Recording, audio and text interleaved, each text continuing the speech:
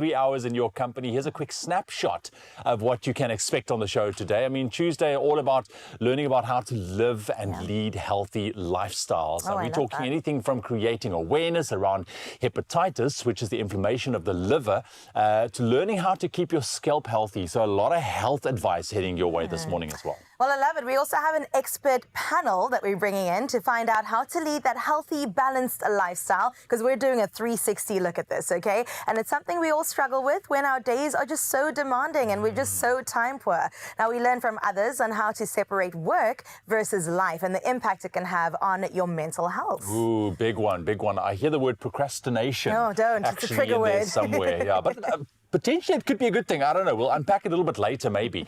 And then, of course, on the entertainment front this morning, we have singer-songwriter Sass. And we're going to get to know her a little bit, dive into her life, and also get a couple of nice performances heading your way as well. I'm excited for that. And finally, we get to meet the finalists of the Tastemaster SA Season 5, Renuka Labodada, as well as Moletwa Fowler. And they'll be cooking up in a storm in the kitchen out with Zanele. I'm very excited to see that all coming together. The delicious meals they're going to prepare for us. I'm talking about a zesty lemon loaf with whipped mascarpone and lemon curd. My goodness. As well as a dal makhani thrown in the mix. I love me some dal, especially in this cold weather. It is the perfect thing to go for. Absolutely. So that's just a quick snapshot of what you can expect in the next 3 hours, but lots more on top of that. But for now, let's cross over to Josie, because we're not alone. Zanele is standing by and she needs a little bit of help getting dressed this morning. Hey, babe.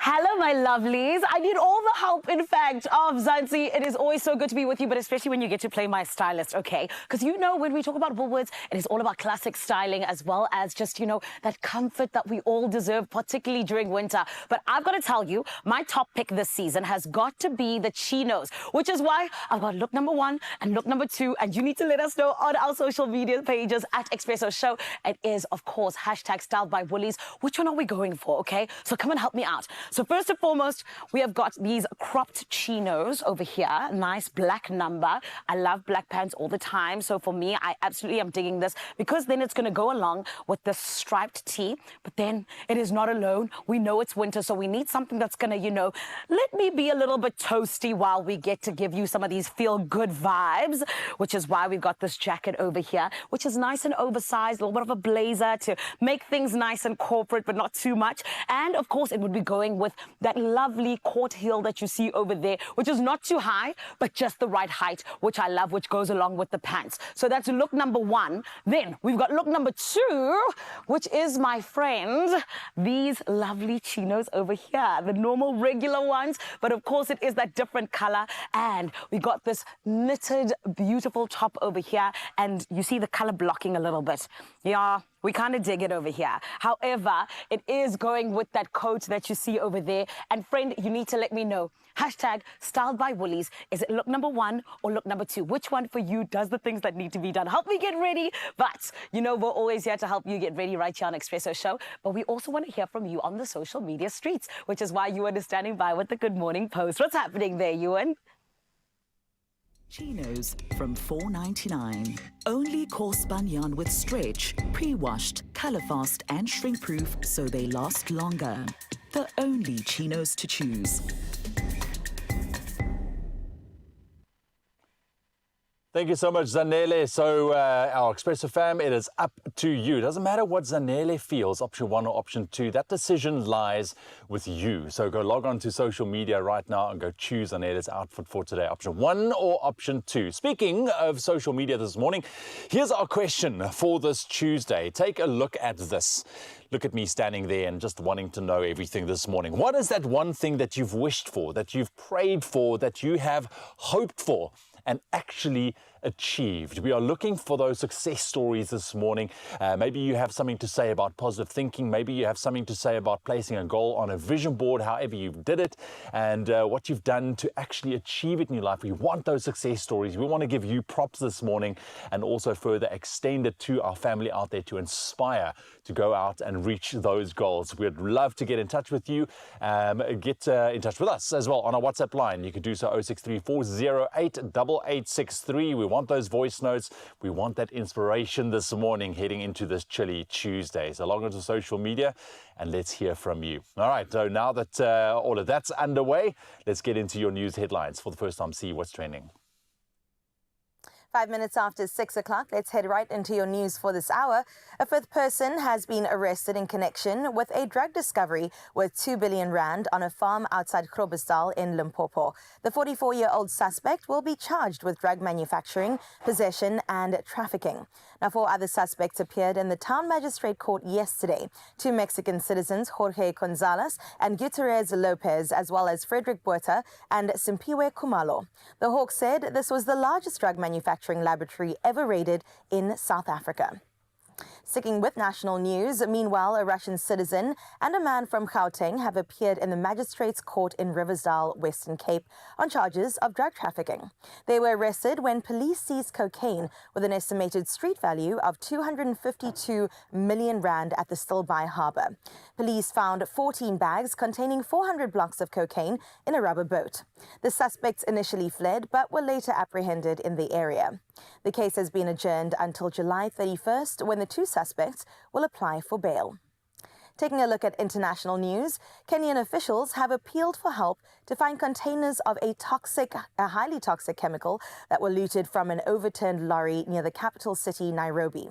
Sodium cyanide is dangerous and can kill if swallowed or inhaled, even in small amounts, health officials warned, adding that it also poses a major risk to the environment. The National Environmental Agency urged the public to immediately alert the nearest police station if they spot the containers and emphasize that the chemical should only be handled by people wearing protective gear. Israeli Prime Minister Benjamin Netanyahu will visit Washington this week. Netanyahu seeks to mend frosty relations with the U.S. amid criticism over Israel's handling of the Gaza conflict and pressure for a ceasefire and talks with the Palestinians. He's under pressure to end the Gaza war, both from Israelis who want hostages brought home and from a U.S. administration increasingly focused on the presidential election and President Joe Biden's decision not to seek re-election. Netanyahu is scheduled to address the U.S. Congress tomorrow and meet with Biden today. De Plant Beach in Walker Bay Nature Reserve near Hermanus has been featured on Condé Nast Travelers list of the best beaches in the world. We end up with this feel-good. As the only South African beach on the prestigious list, it highlights De Plant's exceptional natural beach and unique features. The 17-kilometer stretch boasts breathtakingly scenery, rich by diversity and historical significance. Now, the beach's pristine condition is maintained by Cape Nature's Walker Bay Nature Reserve. Visitors enjoy whale watching and seal spotting, with the beach offering a perfect perch. CEO Dr. Ashley Naidu expressed immense gratitude for the recognition. The reserve, also home of the ancient Klippat Cave and numerous seabird species, promises an unparalleled experience for nature enthusiasts as well as adventure seekers. Definitely going to add that to my bucket list of things to do in the country. Well, for now, that wraps up your your news. Let's head over to your sports with Ewan.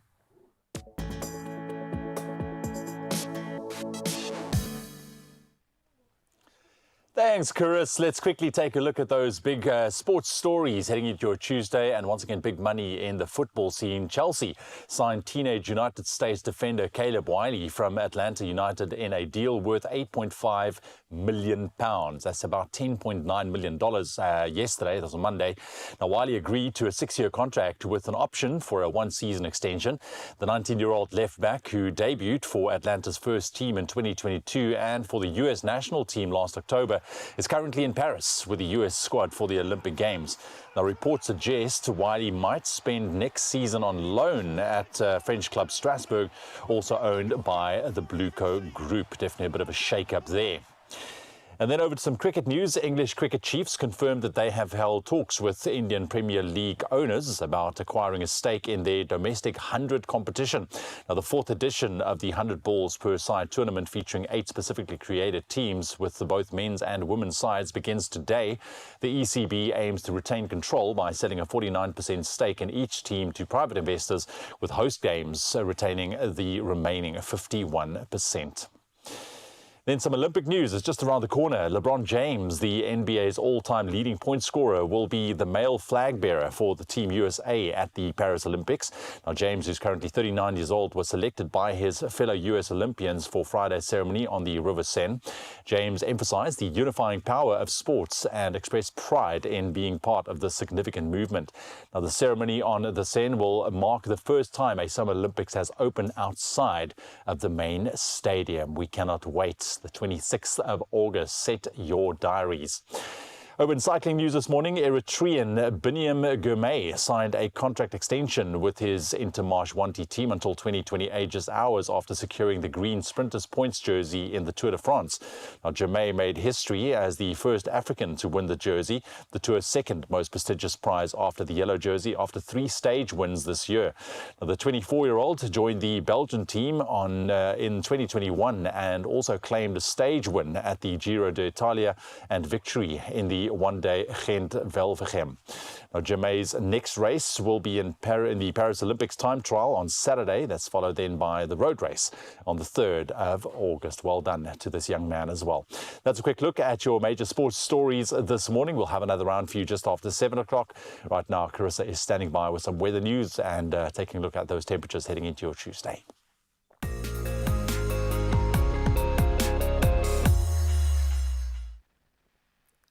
Thank you so much, Ewan. Let's have a first look at your weather for this morning. Environmental news this morning is that Forestry, Fisheries and the Environment Minister, Dr. Dion George, has assured South Africa's commitment to fulfilling its obligations under the United Nations Framework Convention on Climate Change and the Paris Agreement.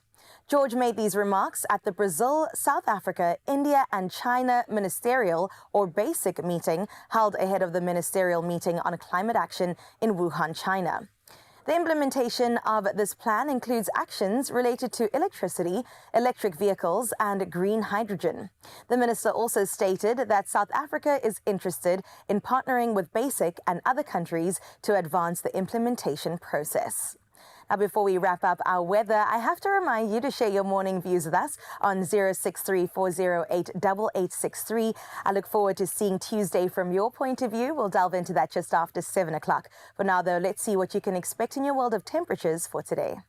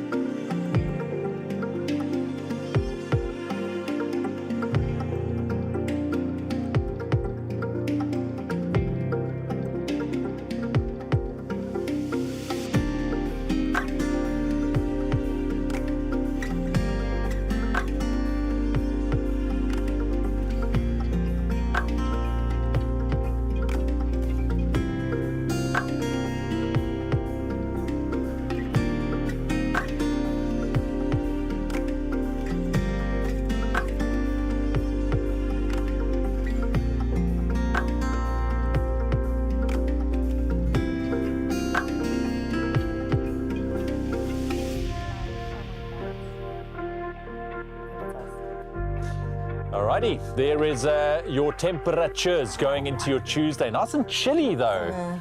Hey, it's been really, really Like I chilly need some lately. extra layers. I thought that the rain was done, but Nope. I think it's going to continue Nope. into the next couple of months. My birthday month is next week.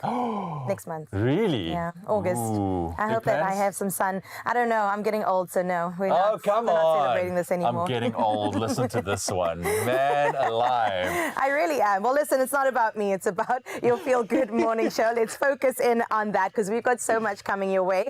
We get into the kitchen where we're going to cook something absolutely divine. It is a blueberry crumble pie. All your favorite things combined in one. What would you pair with it? if it was Custard, you? easily. Custard. Custard. Not vanilla ice cream. I changed my mind. Vanilla I'm sure ice you cream did, it is. yeah. Listen, on the other side of that coin, we're also talking about the effects of an inflamed liver. We're getting insights onto hepatitis, what that involves, and also some crazy stats. We're going to sit down with a professional in the field to give us a bit of a roundup and maybe help you understand it a little bit more. So that's our health discussion heading your way. After the break, we'll see you now.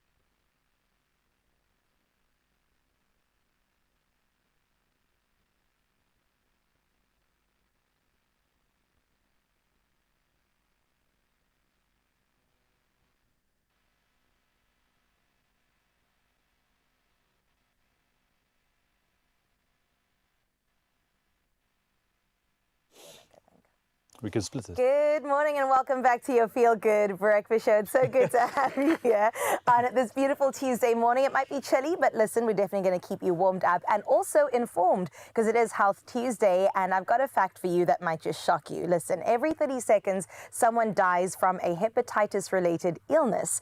That is something to think about, and that's according to the World Health Organization. Now, World Hepatitis Day, observed on the 28th of July, raises awareness about viral hepatitis and the urgent need for better prevention, diagnosis, and also treatment. And this year's theme, it's time for action. Yes, it sure is. Emphasizes the necessity of swift measures to combat this silent epidemic. Yep, and this morning we are joined by Dr. Chanel Martinezson, a medical doctor from Inner Health Medical Centers, to discuss the current state of hepatitis, the challenges that we face, and also the steps that we can take to move towards a goal of hepatitis elimination by 2030. A big goal, Dr. Chanel. Good morning. Good morning. How are you? Good. Thank you very much for joining us. Yeah, I don't think we've ever, or I have ever covered hepatitis in a chat like this, and it's shocking. Every 30 seconds. 30 seconds. Which means it's quite prevalent in our communities, and I believe so. We spoke about it off here in South Africa as well. Yes. Yeah, no, definitely. And we don't talk about it often enough considering this fact as well, but let's get down to the basics. What is hepatitis? What causes it? How does it come about? So it's in the name, hepatitis. So hepa refers to liver. So our livers sit over here on the right. And then itis usually refers to some sort of inflammation. So it is the inflammation of the liver. It is usually caused by infectious agents like viruses known as hepatitis A, B, C, D, and E. First 5 letters of the alphabet. And then there are non-infectious causes such as alcohol, drugs, and toxins. Ooh. Yeah, so there's 2 different ways you can look at it. Oh my goodness. Can I ask you, because, I mean, the crazy stats that we've just unleashed this morning, every 30 seconds, why aren't more people getting tested? Why are we not seeing that? What is going on? So I think the first step is days like this, the world awareness, hepatitis awareness, and to get us to talk about it. But sometimes a lot of patients are walking around with it because they're asymptomatic. So you actually don't even know that you've contracted hepatitis because you're actually asymptomatic. And then later on, when it becomes, very bad, then it actually shows itself. When it actually becomes, it can differ in the ranges. So it can either be from mild symptoms to self-limiting, which self-limiting means it will stop by itself without any treatment. Your body just helps itself. Or in severe illness, you need a liver transplant. So it can range, the symptoms can range, and sometimes patients don't even know that they have it. And is there a specific trigger? If you are somebody that's walking around with it, you're asymptomatic, are there triggers that will kind of just switch it over to that infectious part? So like I said, if you contract the virus, so there are different ways that you can contract the virus. Hepatitis A and E is usually via the fecal-oral route, so that is from contaminated water and food. So there are some places that are, more prevalent with that. Right. And then B, C, and D are contracted parenterally, so that is like in mucous membrane, saliva, things like that, from mother to child, and then also sexually transmitted. So patients don't even know that hepatitis can be transmitted sexually also. Right. Yeah. And then how do you get tested? You maybe notice some symptoms, you go to the doctor. What is that process? So you can either, just get a blood panel done. The doctor can draw. We can do the hepatitis, we do surface antigens, antibodies, all of that. A whole panel of tests that doctors can do. And then we can see, have you actually received any immunization? Did you know that it's actually in our immunization schedule? So when kids go to the clinic, from 6 weeks to 18 months, they actually get the hepatitis B vaccine in their schedule. So there's actually 4 of the vaccines that they get in that time period. So you can test for it. The doctors can test. You can either go and just to test before you even have any symptoms, but other patients will present either with malaise, fever. It's very non-specific symptoms, so you're not even sure. The jaundice maybe sets it apart, the yellow eyes and, the yellow mucous membranes, but in general, it's that fever, malaise, nausea, vomiting. Sometimes then later it will be the liver pain and itchiness it can actually present with that as well. We'll chat about the symptoms a little bit later on as well, but I mean, let's talk about the more severe problems here. You mentioned liver transplant, even cancer. Is that where it can develop into if left untreated? Yes, definitely. So it can hepatitis can further be classified into acute and chronic. So hepatitis B and C are usually the culprits for the chronic disease, and that usually progresses into liver cirrhosis, which means there's scarring of the liver, and then, you know, the liver cancer. So it can progress into that. Not so much the A and the E ones, but, and then also what people don't know is that if they have hepatitis D, they also have B. So, you know, it's... so it's like a bit of a combination going on there. Lifestyle factors. Yes. What can people look out for? I mean, in general, living a healthy lifestyle, but I mean, we don't know. We might be walking around with it. Yeah. What would you say are those important lifestyle factors to make sure that you look after your liver? For one? So be kind to your liver. So, you know, like I said initially, alcohol, medications. We've seen a lot of patients in hospitals with drug-induced liver disease, where it's actually from a medication that they've taken. So obviously drugs and toxins. So living a healthy lifestyle, like you said, is probably a good idea. And then also in terms of hepatitis A and E, we can, you know, wash our hands, make sure we're eating clean food, you know, rinse the food. You don't know where it's coming from. So just obviously in some areas that can't be prevented. But yeah. Doc, you've given us so much information, and my eyes are being opened right now to a world that I don't think I really have ever delved into. So thank you for this, but I know you're not going anywhere. We've got a part 2 with you in just a bit, and I can't wait to get into that Yeah, too. we'll get into more, especially in those signs and symptoms, also the vaccine that Dr. Chanel mentioned a little bit earlier on. But for now, let's shine the spotlight on some other true heroes. It is now time for our Pharmacy of the Week. Our salute to the remarkable individuals leading the charge in healthcare. Yeah, and today we pay tribute to Viachem Pharmacy out in Muscle Bay, proudly brought to you by Adcock Ingram OTC, sponsors of Brave. Our pharmacies are on the front line of healthcare. This is Pharmacy of the Week. We're a family-based pharmacy. Been in the area of Mossel Bay for now 4 to 5 years. Other pharmacy, Moscow Pharmacy, we're all proud to serve our community. Community to us is very important. It's always been one of those aspects in life where everybody comes together, and I think a pharmacy is a great place to come together. People come to us at their worst, but we like to let them go home at their best. Hier by Viachem Apteek lewer ons 'n primêre gesondheidsorgdiens. So wanneer die dispensary personeel nie die pasiënte kan help nie, dan verwys hulle die pasiënt na die kliniek toe. Dan sal ons nou 'n konsultasie en 'n ondersoek doen. So die pasiënt hoef nie noodwendig die dieropsie te vat en na die dokter te gaan nie. Ons kan kondisies behandel soos byvoorbeeld blaasinfeksie, wondsorg, waar ons antibiotika mag voorskryf. En dan lewer ons ook ander kliniekdienste soos cholesterol, suiker, bloeddruk ensovoorts. I've been known as a pharmacist that you can hear me before you see me. I'm usually laughing, and that's what I believe is a good cure for everybody. But that's what I see us all doing, is basically being here for the community, serving them, but with the best products. And that's what I love about Adcock. I've grown up in a family of pharmacists and doctors, and Adcock's always been with us. I think these days South Africa is very privileged to have the good quality medication all around. But the thing about Adcock, they've always been there. What I like about them, always been reliable, always been available, and always at great prices. So Adcock, thanks for that. Pharmacy of the Week, proudly brought to you by Adcock Ingram OTC, sponsors of Brave. Carenza Parisi, proudly brought to you by Adcock Ingram OTC, sponsors of Brave. We love that. The very friendly team of Viachem Pharmacy out in Mossel Bay. Thank you very much. You guys are true superheroes.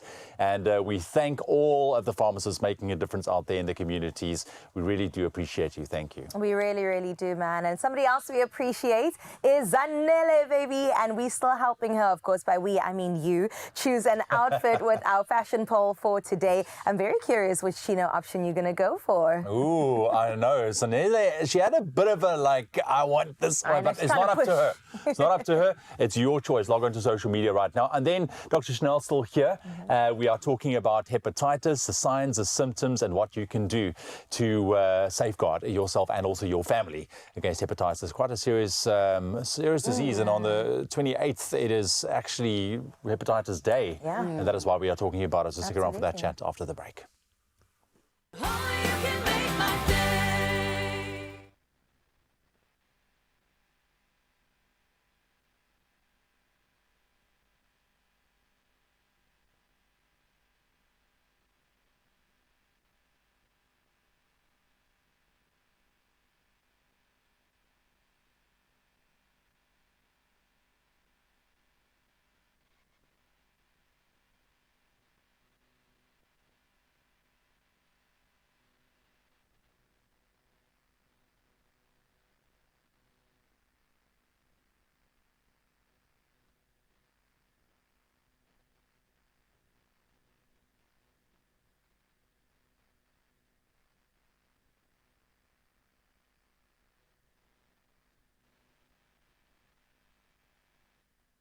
It's my feel.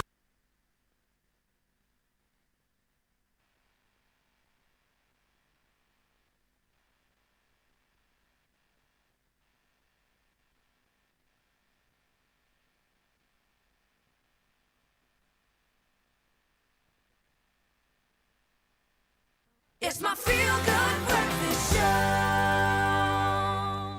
Welcome back to Feel Good Breakfast Show here on S3. We are now continuing our conversation with Dr. Chanel Martinezson, who has been shedding a rather important light on the critical issue of hepatitis and the importance of timely action.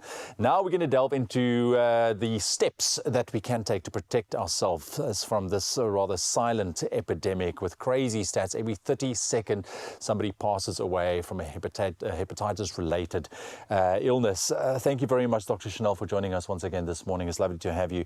I had no idea it is so serious. It really is like that silent killer we're talking about. We were just talking about off air. We walk around, we might not even know up until the point where it is either too late or we need to take some serious action. The common symptoms and signs of hepatitis, I know you mentioned a little bit earlier on, but for those who've just tuned in, what should we look out for, especially with so many different variations of forms of it? Yeah, so the clinical presentation is very non-specific, so it doesn't look like clear-cut, this is hepatitis sometimes. It is very generalized, so it is the malaise, where the body's just very tired and painful everywhere, the fatigue, the nausea, vomiting, fevers it can come with, and then obviously the clinical, the jaundice. So yellow eyes, yellow, I think once you've reached that and once you look at yourself and you see then you should know and act. Yeah, depending on the cause, it will present itself differently. So it can be different severities, the modes of transmission, the global distribution, and even the way that it can be prevented. So patients just need to look out for those things. And if obviously they need to speak to their doctor. If anything is out of, if they're just feeling a bit off, they should then, check, because we can do blood tests to check. Yeah, absolutely. And we're looking forward to, of course, World Hepatitis Day on the 28th of July. And this is really all about just starting those conversations, because it seems that there's quite a lot of knowledge around the different forms of hepatitis, but still I don't think enough people are talking about it or taking it on board. Is that why a day like this is important in your world? Yes, I think it's a first step to create the awareness and to speak about it. So now I think you've been enlightened today. Yeah, for sure. So I think it's important, and I think that now going forward, people listening to us now, and on Sunday we should just, it is observed as the World Hepatitis Day. If someone is presenting with those symptoms and they suspect, what are the first steps, what are the treatment options available given hepatitis A, B, C, all the different forms? So the general measures that we do is actually bed rest. So we actually rest the liver, rest the body, and then we'll do things like, treating the symptoms. So treating the nausea, the vomiting, the fever, we'll treat those things. And then there are also antiviral medications that patients can take, but that will obviously be administered by a doctor, depending on the type that caused it. Like I said, the 5 different types, and the severity of it. And also it can be either in the acute or the chronic phase. So it just depends where that patient comes in. The treatment will differ. So everybody's different. Everybody's bodies will react differently. Absolutely. Can somebody make a full recovery after being diagnosed? They can, but like I said, depends on the severity. Okay. So if it's like with hepatitis B and C, it is usually it leads to chronic disease, and it is usually the ones that cause the liver cirrhosis and liver cancer. So it can progress into cancer. But if it's just, like I said, self-limiting, some patients' bodies treat it by themselves. So it ranges, from no symptoms to needing a liver transplant. So it's really in your best interest then to rather go and see a health professional and maybe get the blood work done. And the vaccine is a good idea. I want to talk about the vaccine, especially because we, as parents, you want to give your kids the best fighting chance going forward and protect them against all these different illnesses out there. The hepatitis B vaccine, I know that there's a lot to say about many vaccines out there, but this one particularly I feel is very important. Why should parents especially put a lot of emphasis on the hepatitis B vaccine for kids? Because I think, like we said, kids are walking around, they don't even know. It can be transmitted from mother to child. So sometimes the mothers don't even know that they have it. It is a sexually transmitted disease, so, it can happen anywhere to anybody. The kids, obviously, we want to give them the best chance, like we said. So within our immunization schedules that kids go for, the hepatitis B is within that very long name in the book, in the clinic book. The hepatitis B vaccine is actually within that name. So, and they get 4 of them. So it is very important that kids get them before they even become, infected, so that they can be immune to it when they are exposed to it later. Because the modes of transmission, kids can just, pick something off the floor, you don't know where it came from, what it is, and they can actually just contract with hepatitis A or E. My goodness, you've got so much information this morning. You think you understand everything and then you come through with something else. But it is good because it's a good thing that it is understood. However, we want to get that message across out there as well. Lastly, how do we protect ourselves and our families? I mean, just some of your lifestyle tips, I suppose, in terms of, safeguarding ourselves against contracting hepatitis. Yeah. So the non-infectious causes, the viral infectious causes, that can be contracted in different ways, and that's a different story. But the non-infectious causes, our livers actually do so much for us every day. They have so many functions vitally that some people don't even know it's from the liver. So we should just be kind to our livers, I think. Try to protect it from not too much alcohol, not too much medications, drugs. Everything will go through most things go through the liver. That's like your filter. Exactly. Really, and that's why it's important. If you look at it like that, as your filter, I mean, if your filter's clogged, you can't breathe. Yeah. You know what I'm saying? So this filters out all the toxins. Exactly. So you'd like to protect it as far as you can. And then the very common thing, wash hands, wash the food before you eat it. Try to keep informed and educate even the children about what hepatitis is from a young age. Fantastic. Dr. Chanel, thank you very much. It's been a lot of information, very valuable information at that as well, how we can protect ourselves and our families from hepatitis. Awareness and timely, I think, intervention. Those are the key things that will make a difference in the long run. And if you would like for, to Dr. Chanel, she's very efficient on the socials as well, Dr. Chanel Martinson, at Dr. Chanel, you can find her there, and also at Inno Health Clinics. Maybe that's your one-stop shop to get some information. Go follow. Thank you, Dr. Chanel. Thank you. Thank you so much, Ewan. Well, let's head straight into fashion after that load of information that you received right now. And earlier on in the show, Zanele asked you at home to help her pick between her top 2 chino fits. Let's take a look at some of your comments that you've left for us on social media. We get started with Crystal, who says option 1. Also Fumbo Bongiwe saying option 1 for me too.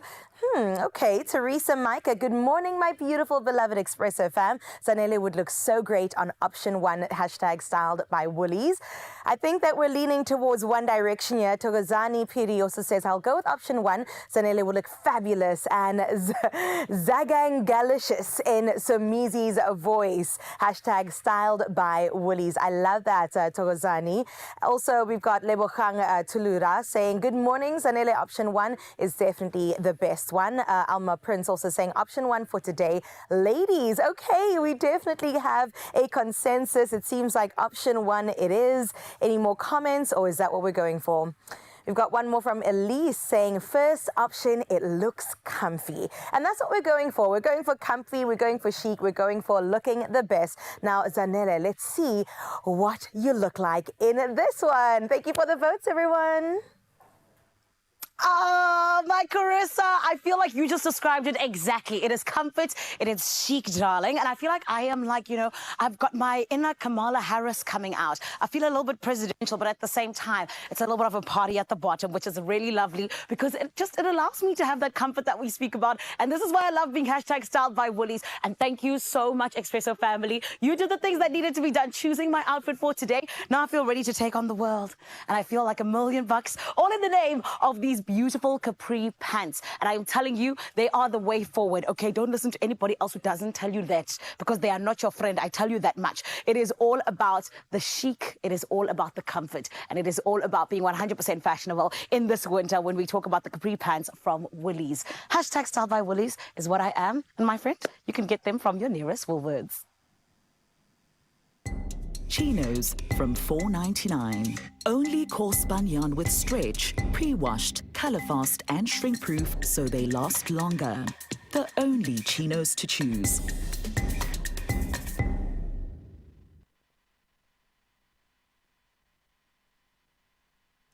Righto, thank you very much for jumping in there and helping Zanele choose her outfit for the rest of this Tuesday morning. We're going to take a very quick break and look at all this deliciousness that we see in front of us. The lovely Andriette is here this morning. Hello, goeiemorgen.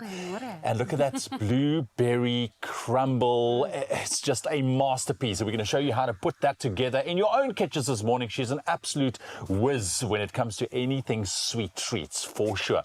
And then, of course, the Paris Olympics is just around the corner. We cannot wait. And we're going to give you our pick of some of those incredible athletes, South African athletes, that you need to look out for. So stick around, all of that and more heading your way on your Feel Good Breakfast Show, net hierna.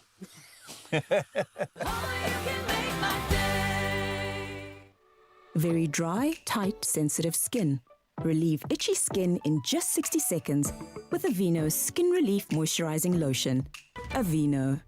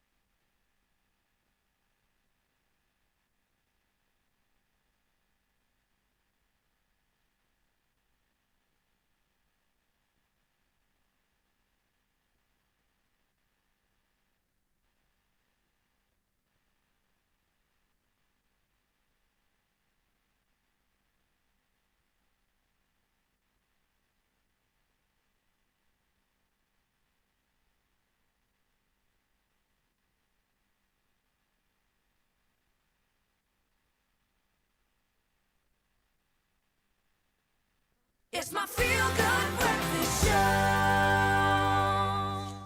Welcome back to your Feel Good Breakfast Show. Thank you for being with us on this beautiful Tuesday morning. Listen, Friday is a huge day for many reasons. One, because it's going to be the weekend, but also the countdown to the 2024 Paris Olympics has begun, with Team South Africa gearing up for the event and nearly 150 athletes competing across various sports. This year's games promises excitement, also high hopes for South African fans. Yeah, we cannot wait. I love the Olympics. I love this time of the year. There's so much going on. Paris is a buzz at this stage, but we want to run you through at some possible medal contenders from the South African shores this morning. And I think athletes that you need to keep an eye on, because I know that they're going to make us super proud. And we got to focus on Akani Simbine, the men's 100 meter. So now South Africa's veteran sprinter, Simbine, will be at the peak of his powers in Paris. Now, the 30-year-old has been given the honor of leading our Team South Africa as a flag bearer, which is a huge honor, which also could inspire him to greater heights on track. So results-wise, Simbine has a season best of 9.94 seconds and is placed first in 2 Diamond League meets this year. The sprinter is also a key part of the men's 4x100 meter relay team. So what he'll be doing, he'll be looking to improve his 4th place finish in 2020, where he narrowly missed out on a medal. But man, this guy is like a lightning bolt. I'm just saying. I'm just saying. What a time to be South African. Also 30 years old. Yeah, I mean, just look at that. Check it in, go. Check. My knees could never.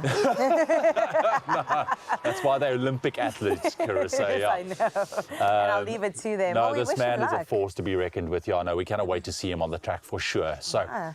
Well, another person that we're definitely going to keep our eyes on in women's swimming is Tatiana Smith, previously known as Tatiana Schumacher, and she was one of Team South Africa's success stories of the 2020 Olympic Games, a time that we don't really want to remember, but we definitely remember that in particular. In the prelims of the 100-meter breaststroke, the Johannesburg native set an Olympic record. Now, in the finals, she would narrowly lose out to the gold medal, but the silver she earned was the first medal for a South African woman in the pool since 2000. 20,000. Isn't that crazy? Yeah. 20-year record that she just broke there. But Smith's best was yet to come. She stormed into the 200-meter breaststroke finals, where she won gold and set a new world record for the distance. Yes, to girls in sports. I want to see more of this. And I'm definitely crossing my fingers for Tatiana going look forward. at that, man. I have Incredible. huge respect for breaststroke swimmers. Wow. Because I was a swimmer. Okay. And I was really good at everything, really good.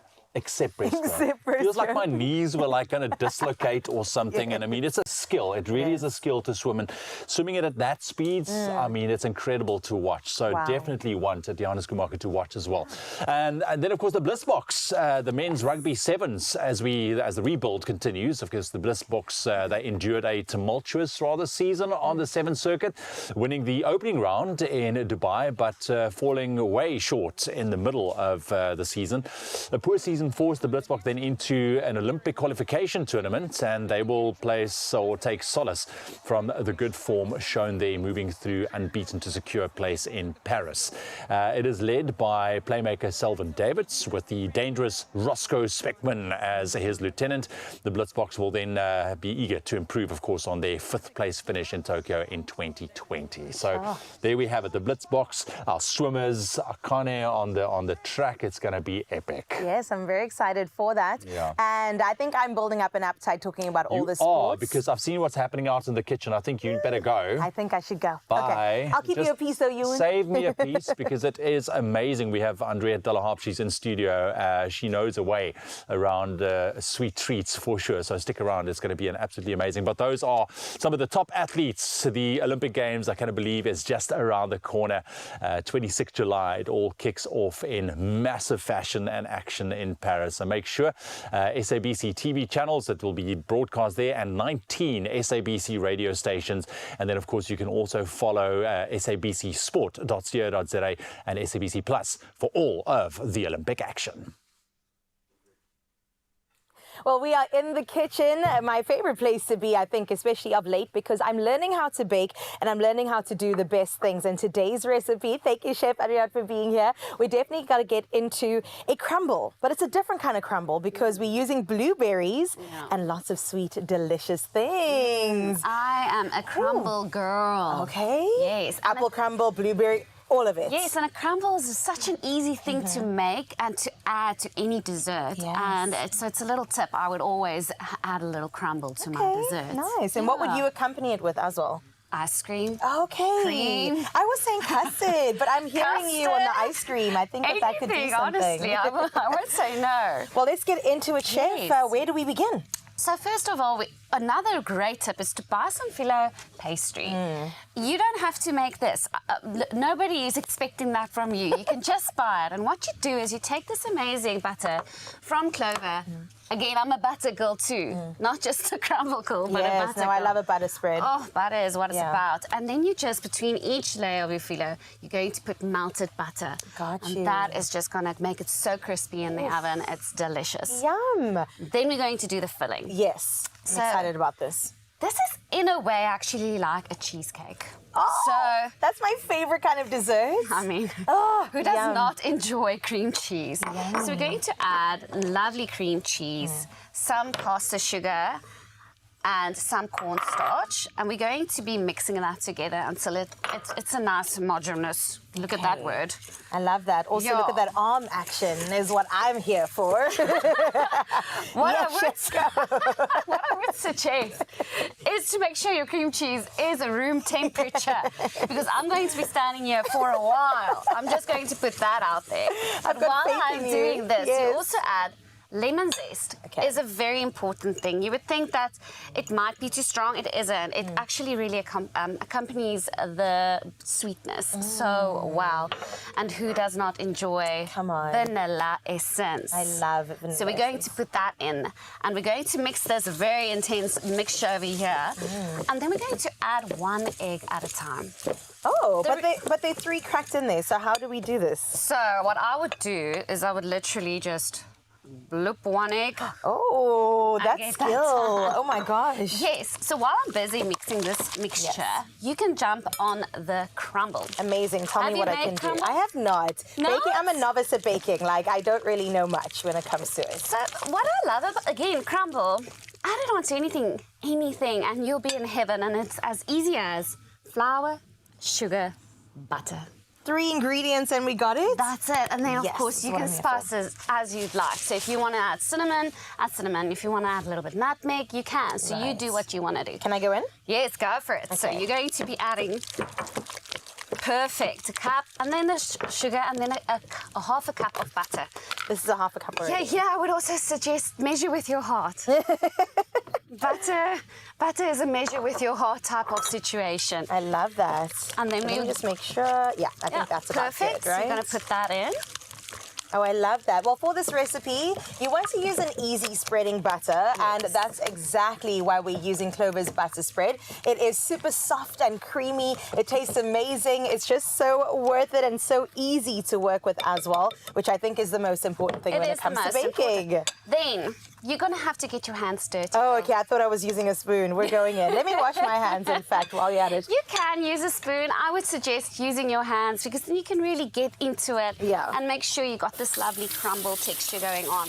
I would definitely add all the sugar. Just make sure it's in there. All right, clean hands. Clean hands. It's always about the clean hands. Yes. And then I'm just... What you do is you're literally massaging the mixture. Ooh, okay. Until it is a delicious, it's going to look like sand, crumble texture. Okay, I love that. And don't be scared to have bigger chunks and smaller chunks. A little bit of texture in there. Is what it's about. That's the thing about baking. You can really get fun with it. Oh, yes. And I think the dirtier the better, right? Like, let's get involved. Let's make sure that aprons are a little dirty. Absolutely. Give the washing machine a hard job. And you'll notice with this mixture, as I've been mixing it, and adding 1 egg at a time, is just to make sure the eggs are incorporated. Right. The mixture is getting a little bit more homogeneous. I'm saying that word a lot. Yeah, I'm loving this word, though. I'm going to add it to my vocabulary. Homogeneous. Homogeneous. Well, Maybe this is that's like looking a chef's really good. word. I don't know. I'm claiming it now. It is your ship. You It can is have now it. my word. Well, we've been using quite a bit of butter, and using this butter spread in our crumble topping makes it so wonderfully crumbly and also flavorful. I think that's really important to mention. Yeah. The butter spread melts into the flour and the sugar, creating those irresistible crunchy bits that I think everyone loves, right, Chef? That's what you were saying. Yeah, and when we add, you can also add any type of fruit you would like. Blueberries is delicious. You really can't go wrong. I won't add everything. I'll add some of it and leave some for the top. Oh, lovely. And then just lastly, your oven's going to be at 150 degrees, not too warm. Otherwise, you're going to burn your filo pastry, and you want your tart to really sit in that for an hour. You're going to have to be patient. Hectic. That is so long to wait for something good. Okay, but so it while is we're worth eating it. dinner, that goes in. We have good conversation, and then an hour passes. We have... Hour passes, then you have to just let it cool down. Oh, no! Let it cool down, and then you will have the most delicious tart. Delicious. Well, this recipe is on expressoshow.com. If I can do it, you can certainly do it, especially with the help of the great chef. Thank you so much, Chef Adriette, for being here, and we'll enjoy these blueberries as we continue. Introducing the all-new Clover Full Cream Butter Spread. Smooth, creamy, and effortlessly spreadable. Butter up your day with Clover Butter Spread. Oh man, there's already so much fun happening here on Expresso, and my lovely, it is all for the love of you. This is why we get up in the morning, to make sure that you feel good, and more than anything else, get your day started off on the perfect note, which is why coming up, we're going to be introducing you to somebody that I'm sure you already know, but if you don't, I promise you, her vocals are so soothing, and I'm so excited for us to hear from her. However, her name is Sass, and she is a singer-songwriter of note, one of her generation. Also on the way, we're going to be talking about the importance of me time, us spending time with us. Don't go anywhere, because that's all coming up and more right here on your Feel Good Breakfast Show.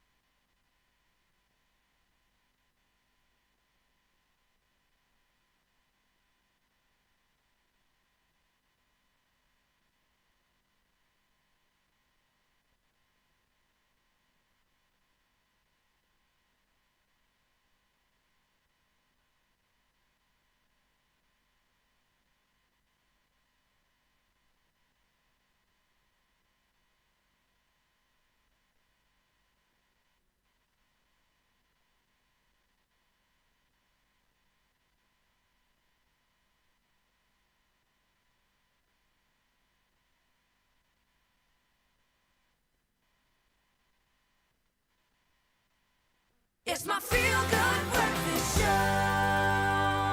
Be back. You're still on S3 and baby, we're still making you feel good. And this morning, I am so convinced that sometimes all the soul and the heart need is music. It has healing powers, and one such voice is one from a queen that hails from KZN. Honestly and truly, I believe that she is going to continue to change the world with her voice, but she's also going to change the world with her lyrics. Everybody, I'm so excited to welcome to the show today Cindy Swatlamini, aka Sass Baby. Let's make some noise, please. Sass, how are you? I'm good. How are you? I'm amazing, thank Hey, you. great, My Sass. babe, I want us to go to the beginning, because the beginning is always very important when it comes to a story. You know, tell me about growing up in KZN and when did you start singing? Oh my God. So I grew up in a rural area called Umtalume, right? So after moving there with my grandmother, like I found so many trees, right? Yeah. So gone trees, and they look like fence, like, you know, so I was a Beyonce in my head. Oh, girl. Yes. So I'd always perform for these trees, right? Yes. My grandmother would always yell, Cindy, so I'm saying though, stop making noise. And I was just known for that girl who just makes noise. And then later on, I decided, like, you know, I could write songs. And then when I did see that I could write songs, and then I never stopped. How old were you when you started writing? I think I was like 13, 14, somewhere there. Yes. So you are Beyonce, because she also started around those times. Yeah, you know. I could say that. I could really say that. Oh, Beyonce was a KZN, if you will. Yeah. I'd like to believe that. But with you mentioning Beyonce, Yes. who were some of the people who did actually inspire you to start singing? It was my mom more than anything. So my mom liked music. She could sing. And she died so when she was very young. So, like, I wanted to do all the things that she couldn't do for herself.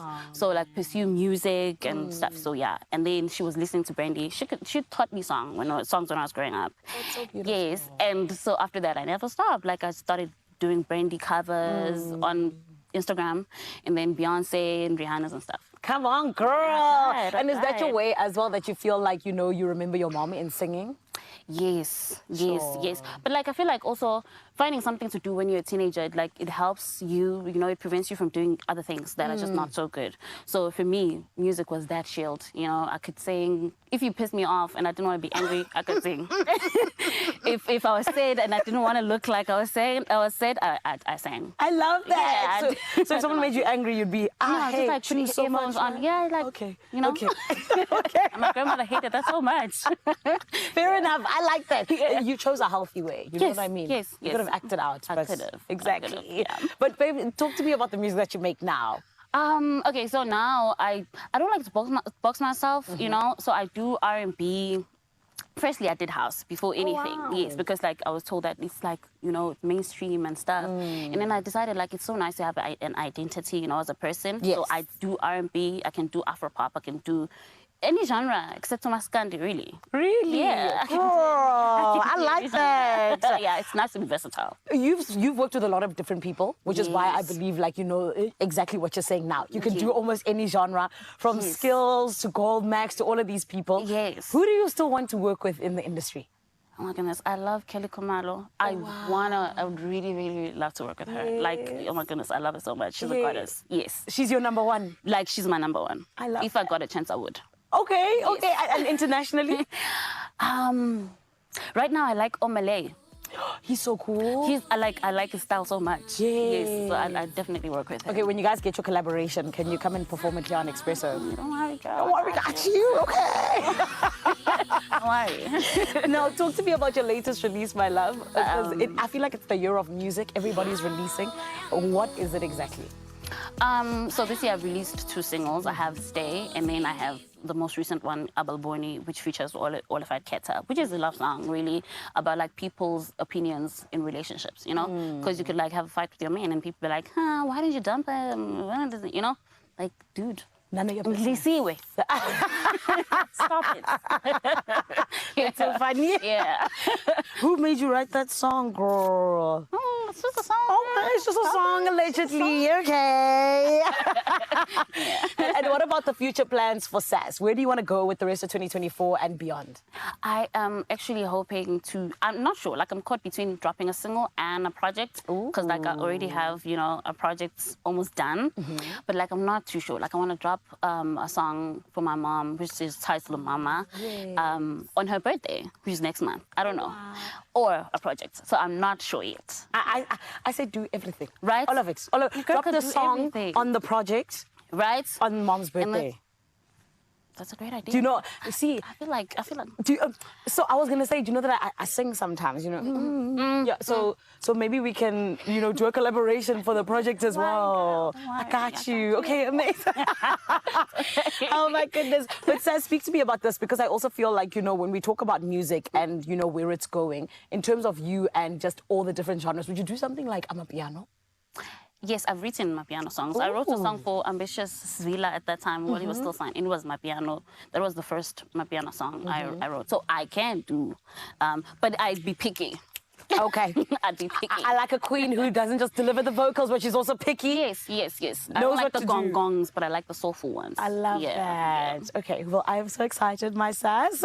Do not go anywhere, Expresso family. This queen right here, she is in the building, and trust me, her voice is absolutely stunning. I know as well, we got so much more right here on Expresso. But first, let's take care of business with the news headlines.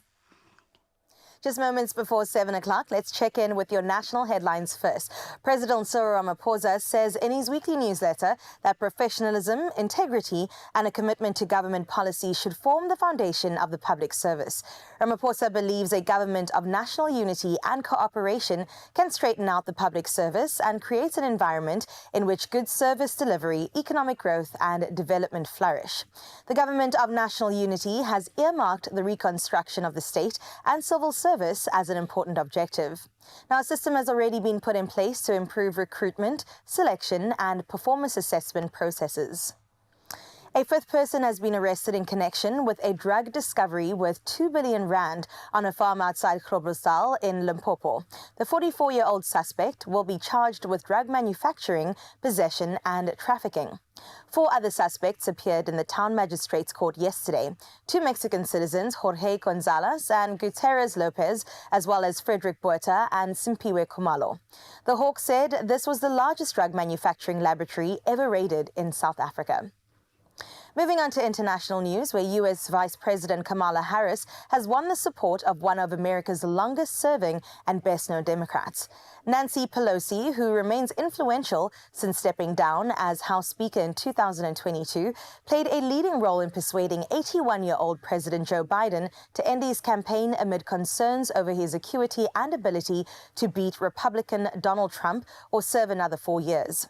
Harris, 59, lauded Biden for his service to the country in her first public appearance since he endorsed her as his successor. Kenyan officials have appealed for help to find containers of a highly toxic chemical that were looted from an overturned lorry near the capital city, Nairobi. Sodium cyanide is dangerous and can kill if swallowed or inhaled, even in small amounts. Now, health officials warned, and adding that it also poses a major risk to the environment. The National Environmental Agency urged the public to immediately alert the nearest police station if they spot the containers and emphasize that the chemical should only be handled by people wearing protective gear.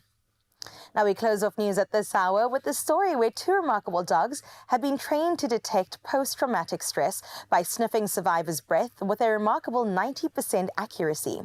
Laura Kirojo of Dalhousie University in Canada says this breakthrough promises to enhance effectiveness of PTSD support dogs.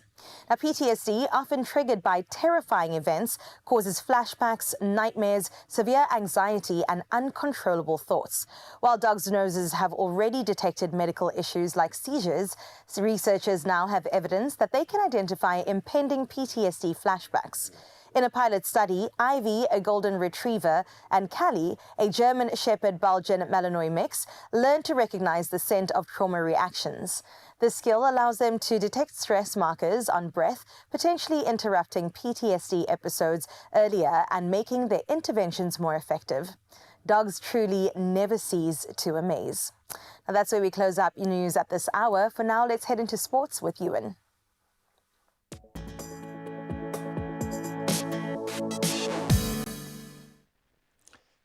Thank you so much, Carissa. Let's quickly run you through your sport headlines once again. If you've missed it earlier on football, Chelsea signed teenage United States defender Caleb Wiley from Atlanta United in a deal worth £8.5 million. It's about $10.9 million on Monday. Now, Wiley agreed to a 6-year contract with an option for a 1-season extension.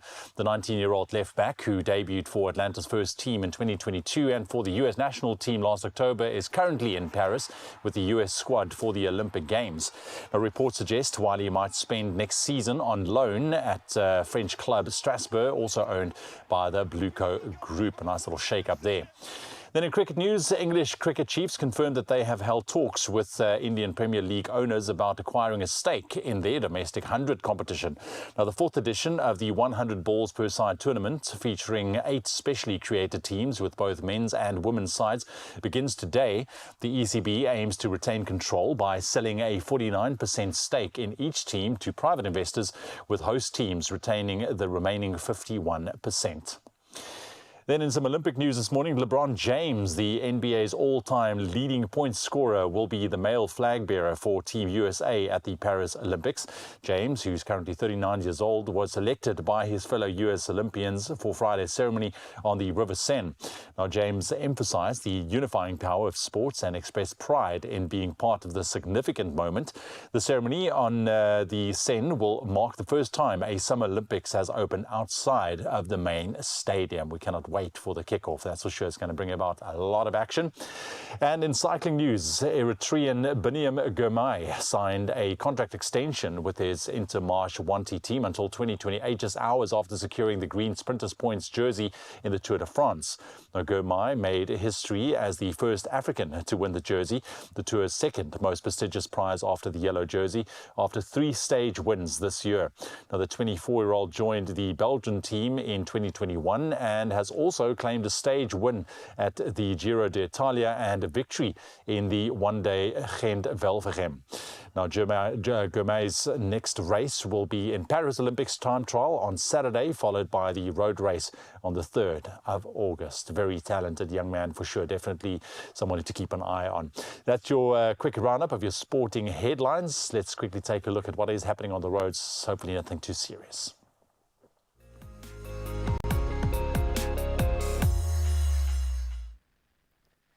Thank you so much, Ewan. Let's have a first look at your roads. Well, in Boksburg and Gauteng, there is a stationary vehicle on the N12 westbound before Atlas Road. The left lane is closed and delays are expected, so do plan accordingly if you are in the affected area. Now, out in Milnerton in Cape Town, there is congestion on the N7 southbound at Bosmansdam ramp. Maintain a safe following distance and allow for added travel time if you're headed that way.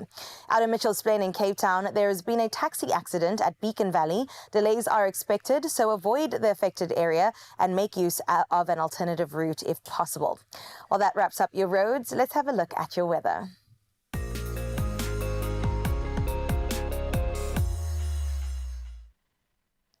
Environmental news this morning is that Forestry, Fisheries and the Environment Minister, Dr. Dion George, has assured South Africa's commitment to fulfilling its obligations under the United Nations Framework Convention on Climate Change and the Paris Agreement. George made these remarks at the Brazil, South Africa, India and China Ministerial, or BASIC meeting, held ahead of the ministerial meeting on climate change in Wuhan, China. The implementation of this plan includes actions related to electricity, electric vehicles and green hydrogen. The minister also stated that South Africa is interested in partnering with BASIC and other countries to advance the implementation process. We get to look at your first sunrise view of this hour. This one is from out in George and it's sent by Mark. Looking so beautiful. The sun is saying hello over those mountains. Look at that silhouette in contrast to the beautiful orange sunrise. So beautiful. Thank you so much for getting in touch, Mark. And George, looks like it's going to have a stunning day today. Remember to share your morning views with us on 0634088863. We'll do another little dip into your morning view just after 8 o'clock. For now, let's look at what you can expect in temperatures for today.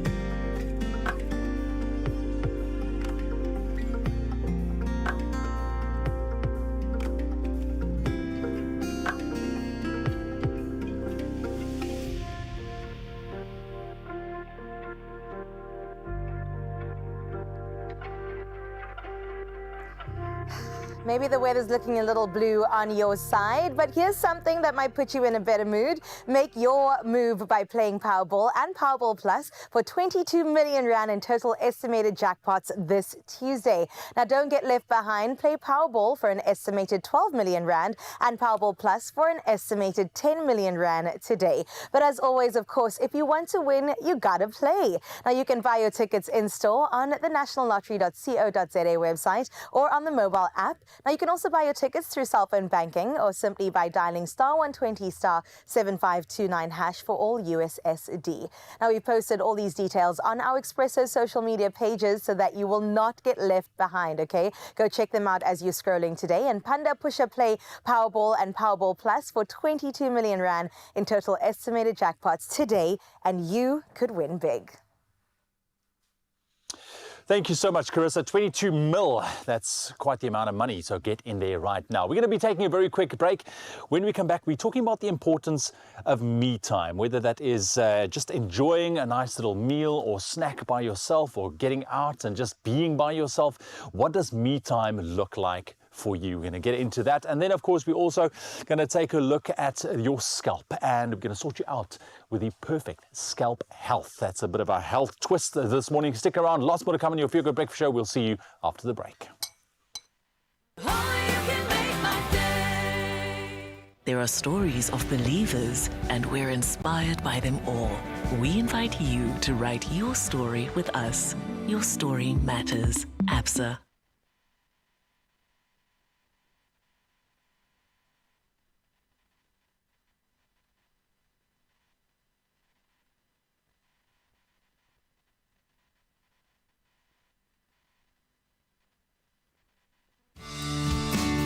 Dogs, our steadfast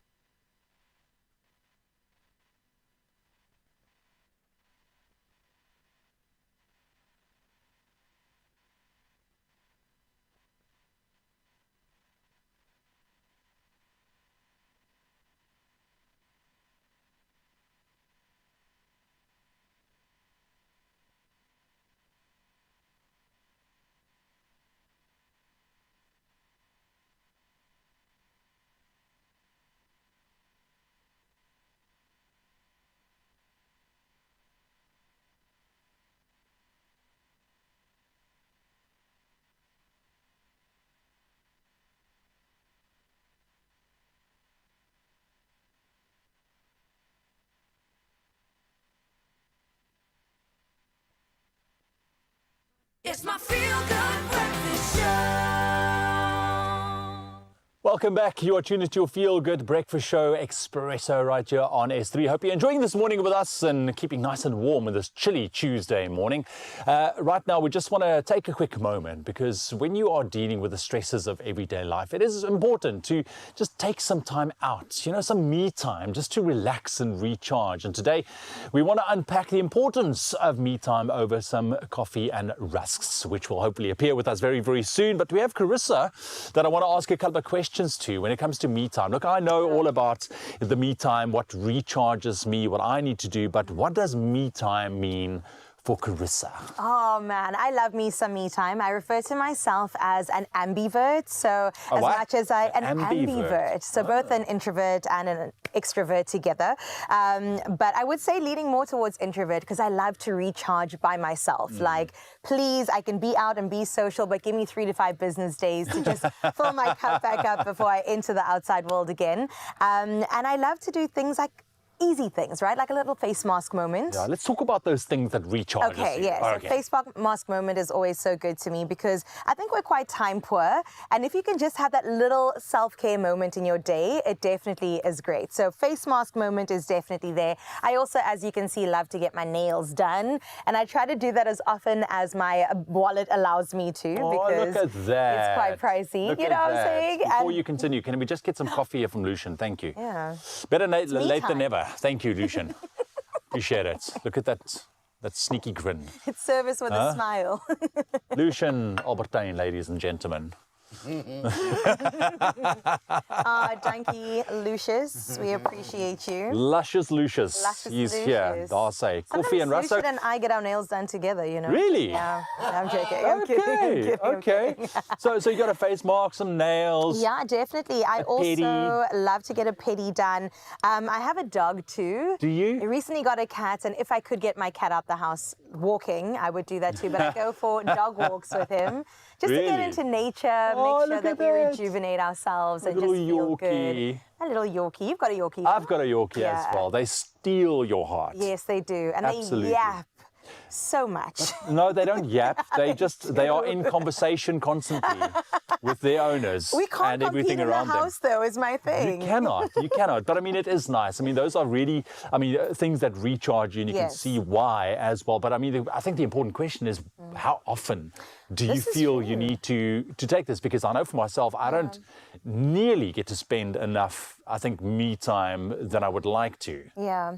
I mean, it is really tough. Like I mentioned, we are time poor. I mean, life is so demanding and we don't often get to carve out time to pull back into ourselves. But I honestly try to do, even if it's a little moment every single day. So if I'm doing my skincare at night, that's my moment for me. You know, I've got my music going, shut everyone else out, light a candle, and then do a little thing for myself. So even if it's 5 minutes or maybe once a week I go for a walk or a hike, that might take about an hour, hour and a half, and that's my me time. So I think it's just important to be intentional with it, and then you can definitely make sure that you carve out some time and effort. Oh, all the truths coming out here, just like this morning. How we And sharp as our I best got to selves. ask you, because it looks like you're taking some me time right now. How does the Oma Rusk play into your me time?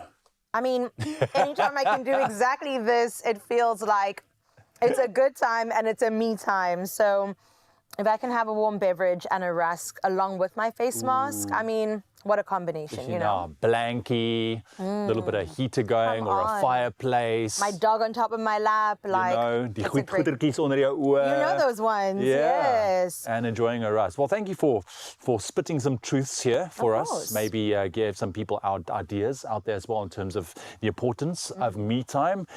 Enjoy snacking on your rusk. But for you at home, remember that you stand the chance to win 2,000 Rand and an incredible hamper. All you need to do is simply reply to the competition post on the Expresso social pages and tell us, what do you enjoy?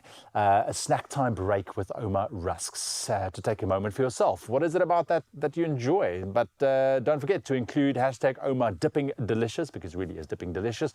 And this competition closes on Friday, the 26th of July. You can check out expressoshow.com for all the terms and conditions. Me time. Me time. Cheers to that. Oma Rusks, the ultimate snack time treat. Dipping delicious, tasty, filling, satisfying. Now, speaking about me time, they say that good hair is defined by hair health, right? And hairstylist Marsha Linderoth unveils a best-kept secret and shows us how to protect our hair, especially in this cold season of winter. Plus, how to keep our scalp healthy and flake-free. Let's take a look. I'm Marsha Linderoth. I'm a stylist from Kitsune Hair, and I've been doing hair since 2010. I became a stylist because I had a passion for playing with hair when I was a little girl, and eventually that became my career. The thing that I love the most about my job is that people feel confident within themselves, and I was able to do that for them. I see quite a few clients with dandruff and flaky scalps during winter, especially because our scalps are so dry and it's not producing enough oils throughout the colder seasons. So what are we doing today? So we're washing and focusing on these areas over here. Are these your problem areas? Yeah. Do you find your scalp very itchy? Yeah.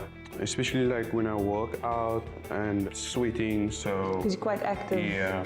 And in winter, my hair doesn't dry as easy, so... So it yeah. needs some moisture. Mm. Okay. So how does the dandruff actually make you feel? Self-conscious, and especially since I'm talking to people every day with dandruff being on my black clothes, like on the shoulders, it's easy to see it. So I always try to hide it.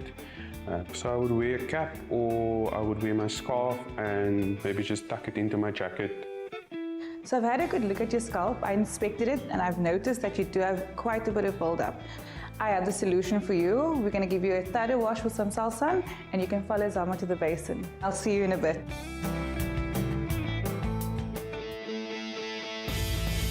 Because of the colder climates during winter, textured hair doesn't produce as much oil, so it needs more moisture because our scalps are so dry. When applying Salsan shampoo, make sure that you get it all over the scalp by separating and making certain parts in the hair so that it's covering the entire scalp. When you are washing your hair, scrub it with your fingertips, not your fingernails, and give it a thorough scrub. 2 washes if necessary. If not, just finish off with the Salsan conditioner. In my professional opinion, I would advise you to get a hair regime for the month. Start off with 1 week with Salsan shampoo and conditioner. The next week back to your regular moisturizing shampoo and conditioner, and then rotate it again for the 3rd and the 4th week, and so on. So for extra moisture, I would definitely add in serums, oils, hair masks or treatments either at home or at the salon alongside your Salsan products.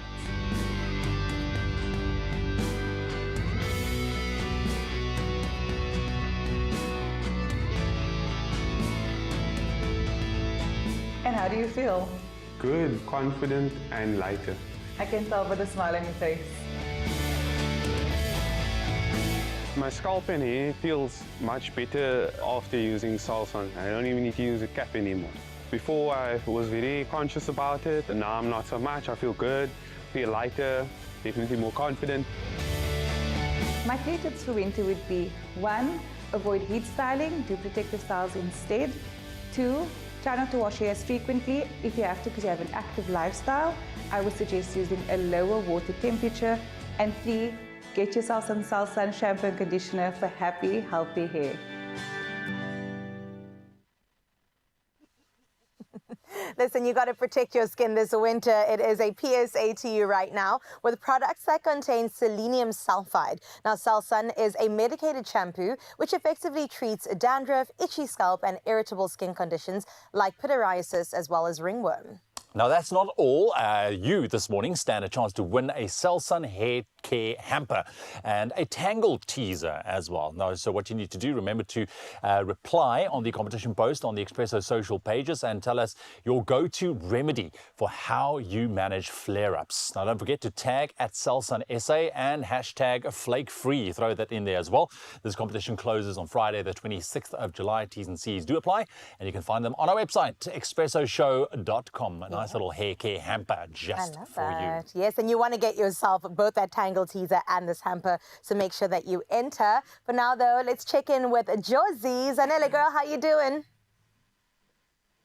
Expresso family, you have the right to remain entertained, which is why we will keep the entertainment coming, okay? We have a lot to do all the way until 9 o'clock right here on S3. And my lovely, one of the ways in which I know you're going to get your day started off perfectly is the fact that we have got 2 superstars that are going to be performing Amalboni for us. Sass is in the building, but so is Olified. And my friend, it is about to be delicious. But also coming up, we're finding our furry friends, their forever homes, our little doggies. And I know it is always so lovely to see a dog find a home, because they are our best friends after all, right? Do not go anywhere. We got a whole lot more coming up right here on your Feel Good Breakfast Show. Stick around. Got a cold or flu? Effervescent Carenza Paracy has got your back, specially formulated to effectively relieve pain, fever, and nasal congestion. And to make you feel even better, 2 lucky viewers each stand a chance to win 4,000 Rand cash by answering the questions on the Carenza Paracy competition post on the Expresso social media pages using hashtag #OTCWinter in your answer. Competition closes 2nd August. T's and C's on expressoshow.com.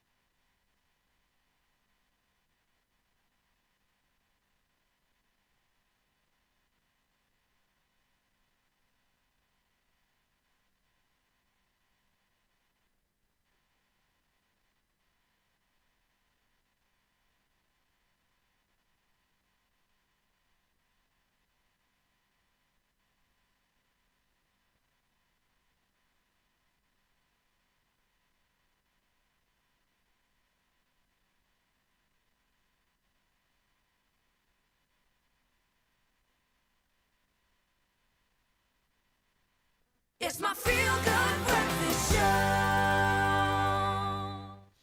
Welcome back to your Feel Good Breakfast Show. Dis 'n Dinsdag, and I do hope that you're keeping nice and warm because I just stepped outside and it really is chilly this morning. But we're heating things up with what is happening on social media this morning, and we asked you this. We said good morning because we are very polite. What is the one thing that you have wished for, that you've prayed for, hoped for, and actually achieved it? We want to give you props this morning, maybe send you some flowers, I don't know, but we would love for you to share your voice notes. Continue doing so, 063-408-8863 with that hashtag Expresso Show. This is a nice one. I like this one, and we've had a couple of people come through as well. Tokozani says, good morning, fam. Cutting off my toxic family. Yo, that's a big one to launch into it. It wasn't easy, but God gave me the courage, and it feels so good. Well done to you, Tokozani. That takes bravery. Yeah, because, family is family, but we also know that you gotta, in order for you to move forward in your life, anything toxic around you is not contributing to your journey at all. So it's gotta go. It's a very difficult move. I can fully understand. Yeah, blood or I like not. that. Well, Selena Govender said, owning a house that I can call home with no chance of someone telling my kids on I that we must leave. Oh, Selena, can I just give you a whole congratulations? That is very, very cool. I like that. Let's take a look. One here from Diana. Good morning, Diana. Says, hey, my Expresso family, because my mother and father passed away early in my life, I prayed for years just to be able to share in my children's adult life, and he graciously granted me that wish. Oh, wow. I love it. Family, man. Family. That on both sides. Chosen and given. That is stunning. What about you, Zanele? Has there anything that you've dreamt about, wished for, that now became a massive reality for you? Yes, 100% my Ewan and my Carissa. It is actually Expresso Show. Hey. So I always used to pray and hope that I would be able to do what I call television in the morning and radio by day. And that is what for me is honestly a dream come true, being able to do both these mediums that I absolutely love. And now being able to say that you guys are my Expresso family. So it is genuinely something I prayed and hoped for. And now here we are. And what about you guys? That's so cool. Carissa, what about you? Have you got one of those little heartwarming stories? You know what? Zanele and I kind of pursue the same paths. I would say quite similarly. I hope and prayed for a very beautiful and blessed career when it comes to broadcasting. So also, carrying TV and carrying radio at the same time is something I've wanted since I've stepped into the space. And here we are today. So Zanele, girl, you and I feel the exact same thing, man. And I'm proud of the both of us. That's cool. Me too, my lovely. How about yours, Ewan? Look, there's a couple of things. There's so many things that came to fruition in my life that me and my wife that we've managed and dreamt about over the years. And one of the most recent ones was our family holiday to Thailand. It's something that we know is difficult to plan a holiday like that from a financial point of as well.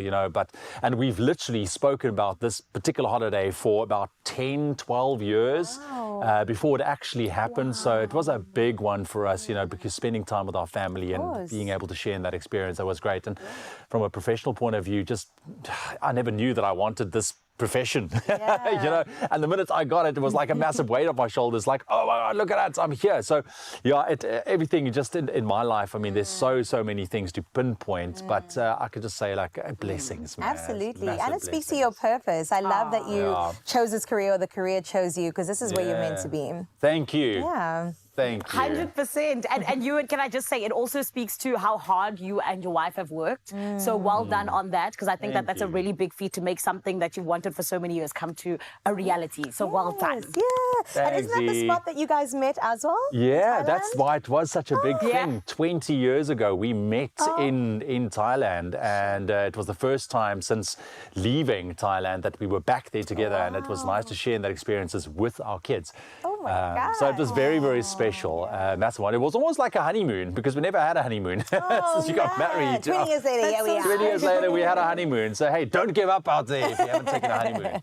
It can still happen. That is beautiful, man. We'll continue sharing your posts with us on our Feel Good post this morning, our Good Morning post, sharing your wishes that have come to fruition, and of course, everything you've hoped for and it actually came into your reality. You can share it on 063-408-8863. For now, though, are you ready for some entertainment? I think it's time. I think it's time for some entertainment. Zanele, what have you got for us?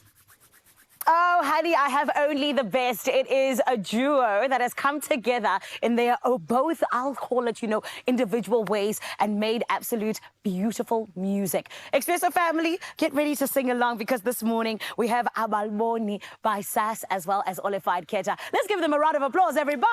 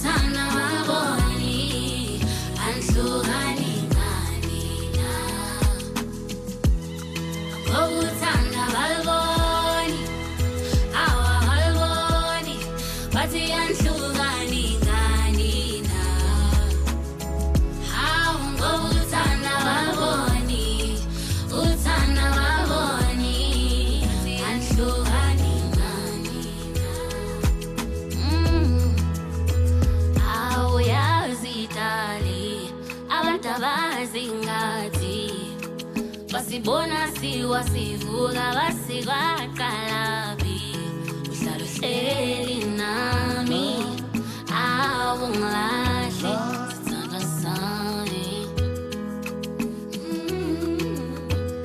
awungoba kulula ukukhuluma ngento ongayaziyo indaba zenhliziyo hlala nami ungangilahla muntu wami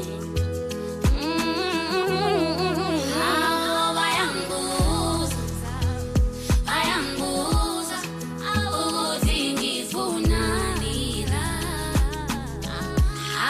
ngokuthanda baboni baby uthanda baboni anhlukani ngani na ngokuthanda baboni awalboni bathi anhlukani ngani na ngokuthanda baboni baby uthanda baboni bathi anhlukani ngani na ole fine bathi yini lo ibona kuyena ngoba phela kamuhle nakangako nina nikhohlwa ukuthi uthando lo lesikhuluma ngalo la uyazi abantu bayathanda ukufaka imbono uma kuziwe endabeni zabantu kanti mina ngesathu shuthi kumele ngihambe ngichazela abantu ukuthi ngiyamthanda naye uthanda mina uma sihlezi ubuza ngihamba nini ngoba uthanda ukuba seduzane nami athi ufuna ukugoduka nami uthi kumnandi isona sathethandana nami noma bethi abayiboni ngeke ngimyeke bayangibuza ukuthi ngifunani la ngokuthanda baboni uthanda baboni anhlukani ngani na ngokuthanda baboni awalboni bathi anhlukani ngani na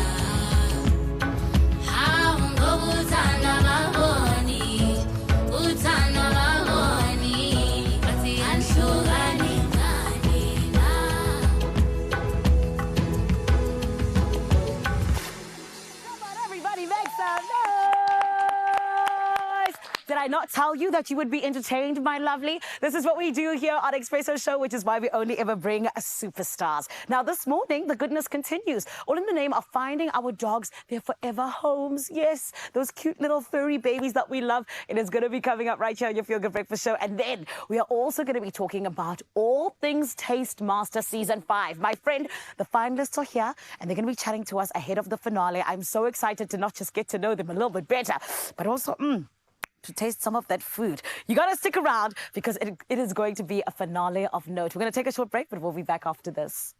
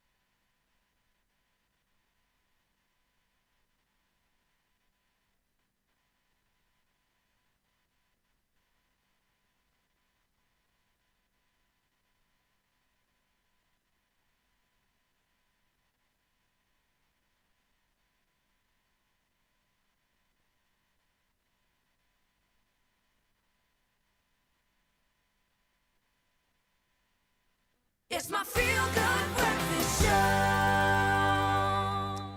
Welcome back.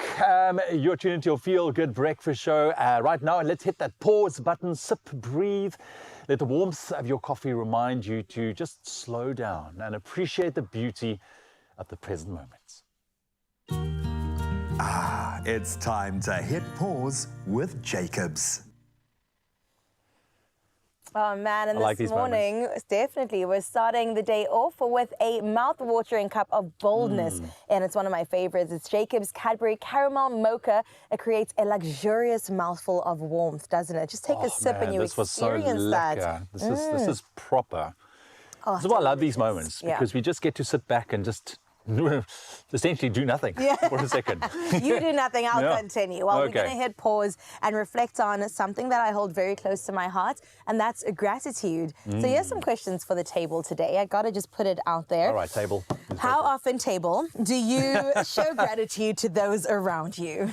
That's a good one. I am big on paying it forward when it comes to gratitude, because I know how little of it goes around, especially I think in our industry. Absolutely. You know, people are afraid to acknowledge good work done. Yep. And now I was up in Joburg last week and I was filming with my director, and it was a very intense shoot. And I just said to him, I said, dude, after the shoot, I just want to let you know, I said, you're doing such a great job. Sure. Because, I mean, handling everything and putting it together, and you can see, and it's one thing to send somebody a message, but for me, verbalizing it, one person to the other, it's super important for me. So I try and do it as often as I can. Carissa, you're doing a great job. Cheers. Oh, cheers to you. And I mean Ewan. it. Thank I mean you. it. I receive that. Yeah, I think it's so important. I think we take for granted that people just know that they're doing good, you know? And even yesterday when Carl was on set, we also had a moment of just kind of sharing and praising one another, because you don't often do that, you know? I think there's such a thing, especially among women in the industry, where it feels like if I pay you a compliment, it takes takes away from me. But that's not the case. So also to Zanele right now, girl, I keep on watching you. You keep on inspiring me to even do better in my part. So definitely want to show some gratitude to you. Oh, my Carissa, I feel like I've told you since the beginning, I've been following your journey for such a long time, and seeing the way that you've just blossomed in the industry, it inspires me all the time. And literally, even with you and earlier on with what Carissa said about how you are literally walking in your purpose. Guys, I've got such inspiring colleagues. I've got amazing colleagues, and I'm so grateful for it, because I absolutely love you guys and I love what you do. And genuinely, when you talk about words of affirmation, I think that they are so important. I know for me, having just started the drive show on 5FM, one of my very first bosses reached out to me like 2 weeks ago, and he was like, I didn't want to say congratulations because I needed to listen to the show first and make sure it sounds good. And he was like, it sounds good, so congratulations. But it really meant a lot coming from someone like him who gave me my first contract in radio. And I think that, you know, it really just makes me want to even be better now. So I 100% agree with you guys. Yeah, absolutely. What are the different ways, Carissa, that you feel, you know, you can say thank you or show gratitude to your fellow human? Oh man, there's so many. So with my mum, for example, it will always be, because she loves little gifts, so it'll be like a bunch of flowers. Her favorite flower is a lily, so I would get her a bunch of that, and I know that that would just make her feel thought of and cared for and loved. And I think that's it, right? It's the consideration aspect. So however you want to show up, however you want to show love, it is just about those little details that really matter to the person in particular. How about you? It's literally just being kind to my fellow person, you know, greeting with a smile, literally giving credit where credit is due. You know what I'm saying? It's like, well, like you rightly said, you know, you don't want to be that like, oh, it's going to take something away from me if I'm nice to you. No, man, just be nice, be lekker mense out there. Zanele, what about you? I mean, what are some of the different ways that you show humility and I think just gratitude for your fellow human? I think it's definitely trying to make someone else's life a little bit easier, you know? So if I know that every day you pick up a muffin before you go somewhere, or, you know, perhaps maybe for you having to write something down that I can maybe write down for you, just trying to do little acts of service, I always think helps out people just a little bit, and also lets them know that you were thinking of them. And I also definitely think I agree with you, Carissa. I'm somebody who always sees stuff and I'm like, oh, this is so Carissa, or this is so Ewan. I love just, you know, picking those things up and just showing someone that, hey, you crossed my mind and you're important. So yeah, I definitely say that, guys. Yeah, I love that, man. So much warmth going on right now. Sure, table. I feel it on the inside. Thank you, Table. table. It's hot now. It's hot now after all of that. Thanks, Zanele. Oh, thank you, and thank you, Zanele. You guys are Thank you, fantastic, Carissa. man. Thank you, team. You guys are all doing a great job. Sean, Yes. Pete, that I can see in my immediate vicinity. You guys are fantastic. Well, start each day with a grateful heart. I think that's really important. And also, of course, a cup of coffee. There's just always something to be thankful for.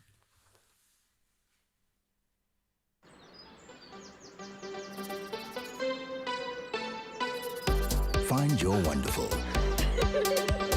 Jacobs, Wunderbar. That was a nice little hit pause moment, wasn't it? Yeah. I like that. I like that. Like I said, it's nice to just sit down and talk around the round table. Yes. And just sharing advice and care and love. And I think that's also how you build connection.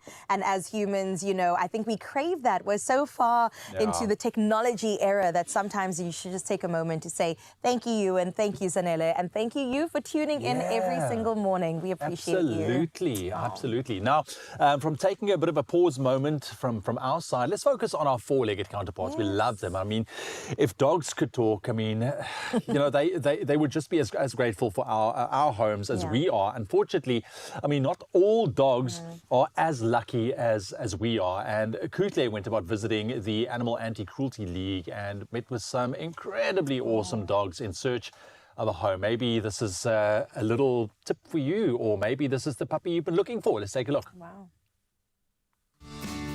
Dogs, our steadfast guardians of love, embody a devotion that transcends words, from unwavering loyalty to boundless affection. But what happens when we let them down? We are at Animal Anti-Cruelty League in Johannesburg, where another set of guardians stand ready to care for our furries in need. Among them, a very special pup whose journey will surely touch your heart. Karen, it's so good to see you again. Thank you so much for welcoming us. Welcome back. I know whenever I come to AACL, my heart is going to melt. I mean, look at this cutie. Who do we have here? This is Spunky. He's a Maltese cross. He's 6 years old. His family was moving and could no longer take him with us. So he's come through to us to be adopted out. Animals will go through a full health check when they arrive. They will be vaccinated. They will have parasite control. And we will just basically keep them in a quiet environment overnight. And then we will monitor them while they're in their new kennels. So he's ready for adoption, right? Yes. What would you suggest is the perfect forever home for Spunky? I would imagine with kids, probably a little bit older kids, not too young because he is a little bit older. Just someone that's going to give him lots of love and tender care, sleep on the end of the bed, that type of thing. Amidst the trials of life, rescue dogs stand as beacons of hope, embodying resilience and the spirit of second chances. It takes special people to help them on their journey. I've been here for 6 years now. Yeah, and you get to know these animals. You get to know that every animal deserves a home, and there is a home out there for every single animal. But yeah, the challenges from a fundraising, marketing, and to get the animals adopted out as quickly as possible are real. They're very, very real in the NPO. We have on average about 300 animals here at any one time. Those animals have to be fed, cared for, veterinary, and it's raising those funds to be able to continue to do that. It costs us for these animals to come through here. You know, it's through sponsorships, that sort of thing. So we're always allocating, but also just to get the public to see the animals. And we do that through social media, we do it through our website. There's places for all animals up for adoption there. And it's just getting that out there as quickly as possible to get them home as quickly as possible into a new and loving home. I can hear them barking throughout our conversations. Can we please go check out some more animals, some cute little pups that you have here at the shelter? Absolutely, let's go. The care bestowed upon rescued dogs becomes their lifeline, guiding them from darkness into the warmth of compassion and care.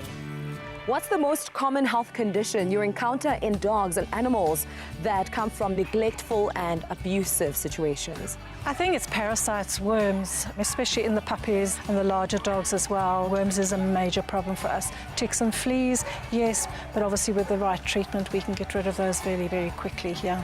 I think for ticks, fleas, mange, that sort of thing, you're probably looking at excessive scratching. For worms, you're looking at scraping bums on floors, you'll see them in the stalls, and just general sort of undernourished. We have a regular program that we work with the dogs. So it's either on a monthly or a quarterly basis. We will have tick, flea, deworming vaccinations. So we will have all that done on a regular roster here. NexGard Spectra provides the most complete protection against ticks, fleas, mites, and intestinal worms. It's a once-monthly, tasty, beef-flavored chew that dogs absolutely love. It's the easiest way to control parasites and help our furry friends thrive in social and secure environments. Upon arrival at the shelter, NexGard Spectra starts safeguarding our furry friends, allowing them to explore and interact with confidence at just 8 weeks old. This protection continues seamlessly into their forever homes, providing owners with peace of mind to cherish every moment with their rescue dog. From neglect to nurture, rescue dogs find love and solace in their forever homes, where every wag of their tails speaks volumes of their gratitude. We're adopting out of between 400 and 500 animals every year. It goes up slightly, goes down slightly. To try and increase that, we're looking at social media. We push everything through social media. I think the majority of the public are on social media, and to get those animals out there through this platform is the easiest and best way for us, yes, because it's easier shareable as well. How can Mzansi get involved and be a part of the initiative and contribute to the growth of the shelter? I think adopting is our main goal for that, but also if you can't adopt, volunteer. If you can't volunteer and you don't have the time, financial support is great. You know, 50 Rand donation goes a long way. First week in May, we've got an adoption open day, so we're inviting the public to come through and have a look at the animals and to open their hearts and their homes to a new animal. We will post it on social media. As we witness the remarkable transformation of rescue dogs like Spunky, let's all remember that their journey from abandonment to finding their forever home speaks true testament to the unwavering dedication of organizations like the Animal Anti-Cruelty League. Oh, man. my heart just bleeds for those animals, man. But it's Honestly. so nice to know that there's people out there like the Animal Anti-Cruelty League that's really doing what they can to look after those dogs. Thank you. Yeah, shout out to you, Kuklen. What an incredible story, reminding us that human or not, we all are in need of a roof over our heads and also a family to call our own. And head of AACL, adopt a dog and give them a home to be grateful for, of course. Yeah, man, if you have a little space in your home, maybe a little companion, there's so many dogs looking for deserving homes. So go out there and go rescue a puppy. Yes. Right, we're going to take a very quick break. Let me see if I can get this right. We are going to be making in the kitchen a zesty lemon loaf with whipped mascarpone and lemon curd. Sounds incredible. Yo, that's like a right up my mouthful. alley. And it's going to be a delicious mouthful as well. Not only are we heading into the kitchen, we also got to find out, speaking of culinary goodness, all to do with the finalists of Taste Masters Season 5. Now, in light of the finale coming up, a couple of them are going to be joining Sanele, and I'm really excited to hear where they at and how they feel maybe about that zesty. You want to try? Zesty mascarpone, lemon loaf, lemon curd, deliciousness. all of that heading your way after the break. Are you a handy hero at home looking for your next project? This is your chance to get started by entering to win 10,000 Rand in cash each week from Plascon South Africa. Buy any Plascon product and post a pic of yourself with your product on social media with hashtag PlasconSA. Make sure you follow Plascon SA on Facebook and Instagram. Competition closes midday Friday, 9th August, so enter now. T's and C's on expressoshow.com.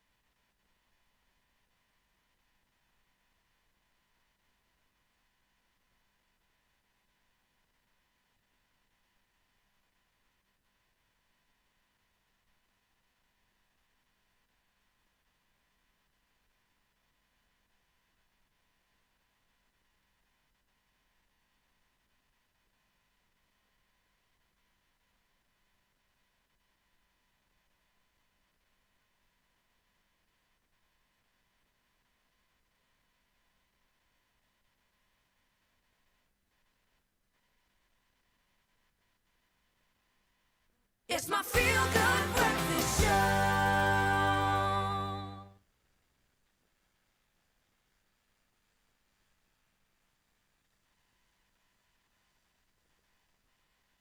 It's my feel-good breakfast show.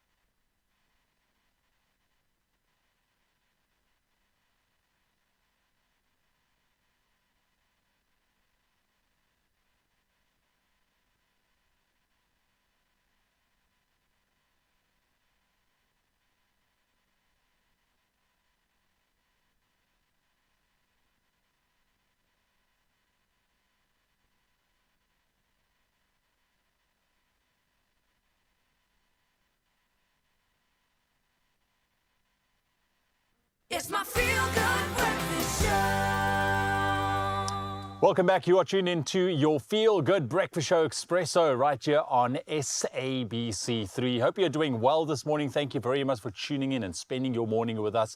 3 hours in your company every morning is a blessing for us, so we really do appreciate it. Hope you're keeping warm where you are because it is rather chilly. We're going to get into your news, sport and weather for a final time in just a couple of moments. Stick around for that, but lots more heading on your way. On your Feel Good Breakfast Show, we still have our big mastery panel with us this morning. We're going to be discussing mastering your lifestyle with regards to setting those goals. And I suppose I want to open the conversation, where does procrastination, does it have a place in achieving your goals as well? Because some say procrastination can be rather healthy if you do it correctly. So we'll open that up to our panel. But for now, I do want to remind you to play the lotto. Make your move by playing Powerball and Powerball Plus for 22 million rand. It is a huge amount in total estimated jackpots today. So make sure you go out and buy your tickets. I'll tell you exactly in just a few moments how you can do so. Don't get left behind. Play Powerball for an estimated 12 million rand and Powerball Plus estimated at 10 million rand today. But as always, if you want to win, you need to play. And here's how you enter. You can buy your tickets in store on the nationallottery.co.za website. It's there for you as well. Also on the mobile app, very, very convenient. Also, you can buy your tickets through cell phone banking or simply dial star 120 star 7529 hash if you want to enter via USSD. And we've also taken the liberty of posting all of those details on our Expresso social media pages, so you can go check it out. Panda, Pusher, Play Powerball and Powerball Plus for 22 million rand, life-changing amount in total estimated jackpots today, and you could win very, very big. I'm holding thumbs. I'm going to go out to buy my ticket right now. But as always, when you do play the lotto, do play so responsibly. All right, now with that point of order out of the way, let's get into a last round of your news headlines. We'll also take a look at your sports stories as well as what's happening out on the roads and your weather going into your Tuesday. 7:56 on the clock. Let's head into your national headlines coming up to 8 o'clock. Technicians are closely monitoring water supply as the system continues to struggle to recover following the completion of extensive maintenance work by Rand Water. Now, City of Ekurhuleni spokesperson Zweli Dlamini said the water utility completed maintenance work as scheduled on Wednesday. However, the system has been struggling to recover. Now, this has affected water supply to certain areas, including Primrose, Bedfordview and Germiston. Dlamini has appealed to the affected communities and business for patience and encouraged them to continue using water sparingly. Now, President Cyril Ramaphosa says in his weekly newsletter that professionalism, integrity and a commitment to government policy should form the foundation of the public service. Ramaphosa believes a government of national unity and cooperation can straighten out the public service and create an environment in which good service delivery, economic growth and development can flourish. The Government of National Unity has earmarked the reconstruction of the state and civil service as an important objective. A system has already been put in place to improve recruitment, selection and performance assessment processes. Moving on to international news, the U.S. ambassador to the United Nations, Linda Thomas-Greenfield, has announced nearly $203 million in additional humanitarian assistance to Sudan. She urged other countries to fulfill their financial pledges to address what she called the world's worst humanitarian crisis. The country descended into chaos in April 2023 when simmering tensions between the military and a notorious paramilitary group, the Rapid Support Forces, erupted into open fighting. She said some 25 million people faced acute food insecurity and 755,000 people faced famine in the coming months. U.S. President Kamala Harris has won the support of one of America's longest-serving and best-known Democrats. Nancy Pelosi, who remains influential since stepping down as House Speaker in 2022, played a leading role in persuading 81-year-old President Joe Biden to end his campaign amid concerns over his acuity and ability to beat Republican Donald Trump or serve another 4 years. Now, Harris, 59, lauded Biden for his service to the country in her first public appearance since he endorsed her as his successor. And for this hour, we close off with this story. Diepplaat Beach in Walker Bay Nature Reserve near Hermanus has been featured on Condé Nast Travelers list of the best beaches in the world. As the only South African beach on this prestigious list, it highlights the plant's exceptional natural beauty and also its unique features. Now, the 17-kilometer stretch boasts breathtaking scenery, rich biodiversity, and historical significance. The beach's pristine condition is maintained by Cape Nature's Walker Bay Nature Reserve. Now, visitors enjoy whale watching and seal spotting, with the beach offering a perfect perch. CEO Dr. Ashley Naidu expressed immense gratitude for the recognition. The reserve, also home to the ancient Klip Hut Cave and numerous seabird species, promises an unparalleled experience for nature enthusiasts and adventure seekers. I hope that tickles your fancy and you make your way out there exploring the beautiful shores of South Africa. For now, that wraps up your news. Let's head into your sports with Ewan.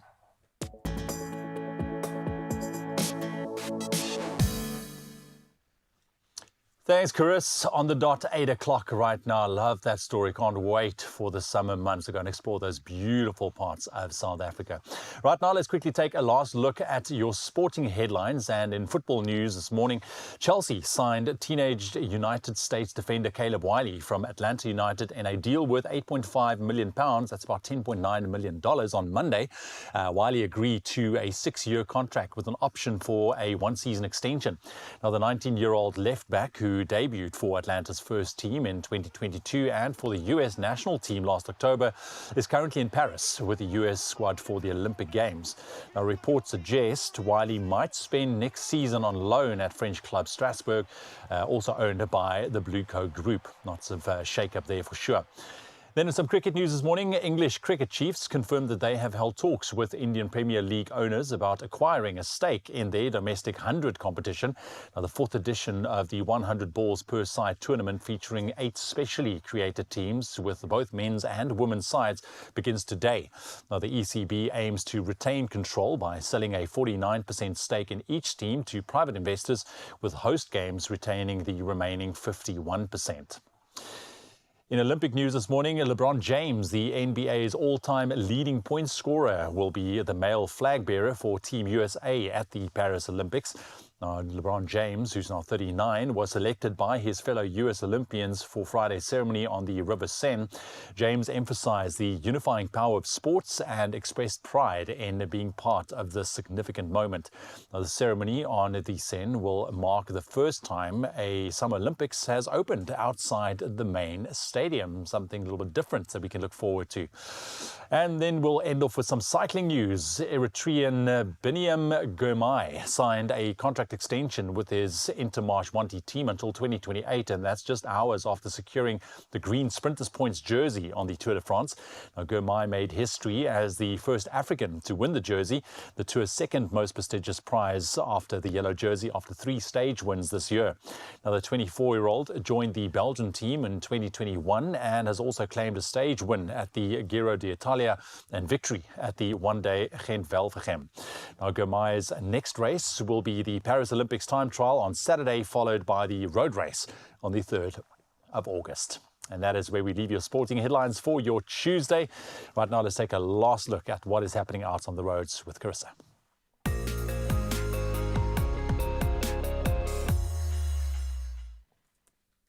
Thank you so much, Ewan. Let's have a look at those roads, shall we? In Edenvale in Gauteng, there is congestion on the N3 northbound at Linksfield Road. Do maintain a safe following distance and make use of an alternative route to avoid any delays on your commute this morning. Now, out in Cape Town in Somerset West, there is congestion on the N2 outbound at Victoria Road. Some minor delays are being experienced, so allow for some added travel time over there. Sticking to Cape Town in Century City, there is flooding on the N1 inbound opposite Canal Walk. Now, this is resulting in busy alternative routes via Edgemead and Goodwood areas, so do plan your routes accordingly. Well, that's where we wrap up our roads for today. Let's have a final look at your weather.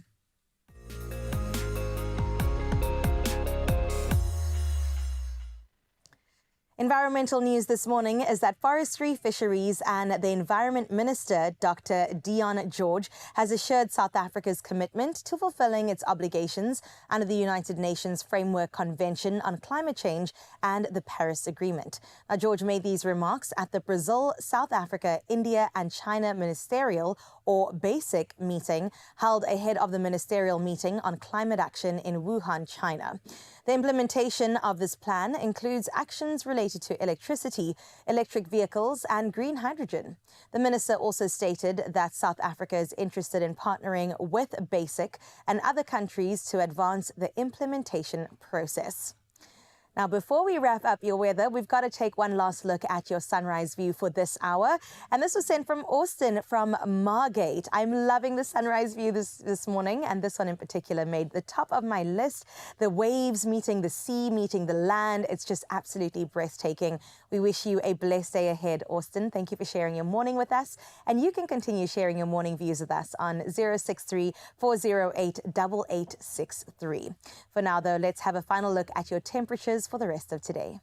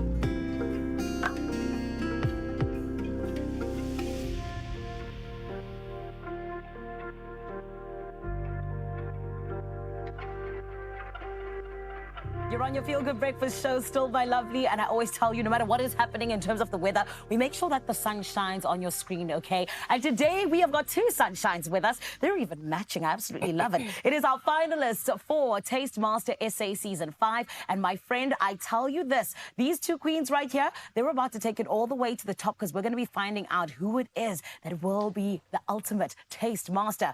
Renuka and Moletwa, the two ladies that are here today to show us what it is they're made of, because they're also going to be cooking for us. But first, let's show you what it was that was their final challenge. Check this out. In order to make big things happen, you need to dream big. So let me set the scene for you. You've just opened your brand new cafe. You usher us in through the doors. You give us a seat at a beautiful table. We look up. We see a menu of specials that you've written, with all the delicious treats that are available from your kitchen. That is what we want you to manifest for this final challenge. You must create 5 signature items that will stand proud on your dream cafe menu. We want you to show us who you are as a baker and where you come from. It must capture your heritage. What you do is entirely up to you, but we want to see 2 savory items, 2 sweet items, and the 5th, either. Oh, everybody, let's make some noise for our top 2. Come on now. Renuka and Moletwa, congratulations, ladies. Thank you. You made it to the finale. This is huge. I'm going to start with you, Renuka. How are you feeling right now? My journey on Taste Master has been nothing short of amazing. And to sit beside Moletwa and share the finals together is such an achievement. I'm so excited for the final. I'm so excited for you guys. You guys are even matching. Is it like a finale thing? Hey, I like it. I love Same it. wavelength. Moletwa, how are you feeling, my babe? I feel so great. I think the journey in this competition has been very tough for me. Elimination every single week. It actually feels like a mountain where you climb and then you actually get to the top, and I'm so grateful to be top 2. Yeah, you guys did make it all the way to the top, and this is why I am celebrating with you, and so is South Africa. But ladies, you know, there are different things that you guys do, or rather even master, when it comes to the things that you are like actually loving within cooking. So Renuka, speak to us about baking. You know, where did your love for it actually come from, and what allows you to still just fall in love with it over and over again? So my love for baking started with my mum from when I was very little. She would bake, not use a recipe, not measure any ingredients, throw everything together, pop it into the oven, and out would come a perfect bake. And that sparked my curiosity. And then I started trying out recipes. I must say that not all were a success. We used to eat raw batter sometimes. But and then, you know, my journey just progressed. I became an addict for cookbooks. I would buy cookbooks, try out recipes. And for me, it's just about experimenting, adding different flavors and see what works at the end of it all. Well, girl, it's working because look at where you are now. Definitely, yes. Molito, I know it's working for you as well because you even have an online patisserie. And I definitely think that when we talk about us just getting into what it is that people do today, doing things like that, it's really incredible to see. But talk to us about your love for baking. So, as Renuka, my love for baking actually came from my mom, except it was a bit of a turbulent start. So my mom had a brain aneurysm, and that affected some of her skills. And so one day, I mean, I didn't understand. One day, I just asked her, please bake me something, and it turned out... Where's oh no. And from there, I sort of started experimenting and started baking quite often and things like that. So I really like the experimentation and the creativity that comes with baking, and I'm so grateful that I get to do that every single day. And at such a high level, ladies, because it's absolutely incredible. But now that you find yourselves where you are, I want to go to the beginning, because the fact that you decided you wanted to audition for Taste Master SA, that's huge. What made you make the decision, Renuka? So my husband and I, we love watching cooking and baking shows. And we have never missed a season of Taste Master. And then season 4, which was the last season, we were watching, and then I turned to him and I said, you know, I think I want to audition for Taste Master. Only because I wanted to step outside of my comfort zone. And what inspired me was the master classes, the guest judges, and the beautiful locations. And that is what I wanted to experience. And I wanted the judges to taste my food and critique it, so that I could better myself. Well, I mean, is there anything else to better? Because you made it to top 2 now. But Molitwa, speak to me. What about you? So what actually influenced me or motivated me to audition for the Taste Master is really with the hope to expose my online patisserie. And I mean, I made it to the top 2, so I'm hoping that people see it and they really see my sort of value as a pastry chef and purchase from the butter bowl. Honey, we've seen your patisserie and we absolutely love it. But ladies, I also want to talk to you about, you know, like you mentioned, the journey. What were some of the biggest challenges that you had to overcome? Molito, let's start with you. Every week. Okay. Just trying to get to the next step. I think I was just like treading in water, trying to keep above. But I think the most challenging sort of challenge was really the Tower of Treats. I didn't think I was going to make it because, I don't know, what I put on the plate, I was worried. But I'm grateful to be here and to be next to Miss Flavor Queen. Yeah, well, you made it, honey. And Renuka, what about you? I think bringing something new and different for every challenge, you know, and wowing the judges with flavor and textures. But for me, something that was very memorable was episode 9. I had to make a macaron. And when I learned that I had to make a macaron, at the back of my mind, I already knew that this is my last bake in the Taste Master kitchen. Only because Molette will know that a macaron is such a technical bake. There are chefs out there that will not even touch a macaron. Oh, wow. But I persevered, I did my best, and I won Best Dish of the Day. Yes! You see, ladies, the times you guys doubted yourselves is when you made it, which is why I absolutely love your stories. But we are going to be putting you through your paces in the kitchen. So I hope you guys are ready. We're ready. We're ready. Perfect. Look. My lovely family here on Expresso, I need you to know that you got to tune in to see these lovely ladies go into that finale because it is going to be absolutely huge. Watch this. It's the Season 5 grand finale of the Taste Master SA this Tuesday at 7. Watch as the final 2 go head-to-head to impress the judges, along with special guest judge, renowned chef and restaurateur Bertus Besson. From these finalists at this level, I expect incredible flavors. Who will be crowned the Taste Master? Proudly brought to you by Royal Baking Powder. Tuesday evening at 7 on SABC2. Repeat Wednesday at 1 and Sunday at 4 p.m. These two ladies don't just have a recipe to success, honey. They got a recipe to such delicious dishes, which is what is going to be happening in the finale. So you got to tune in, okay? Speaking of recipes, still coming up right here on Expresso, my lovely, we have a zesty lemon loaf with whipped mascarpone and lemon curd. It sounds so delicious. I want it right now. However, also on the way, we talk about mastering your lifestyle. I promise you there is so much to stick around for, which is why you got to make sure you don't go anywhere. We'll be back after this. There are stories of strivers, and we're inspired by them all. We invite you to write your story with us. Your story matters. ABSA.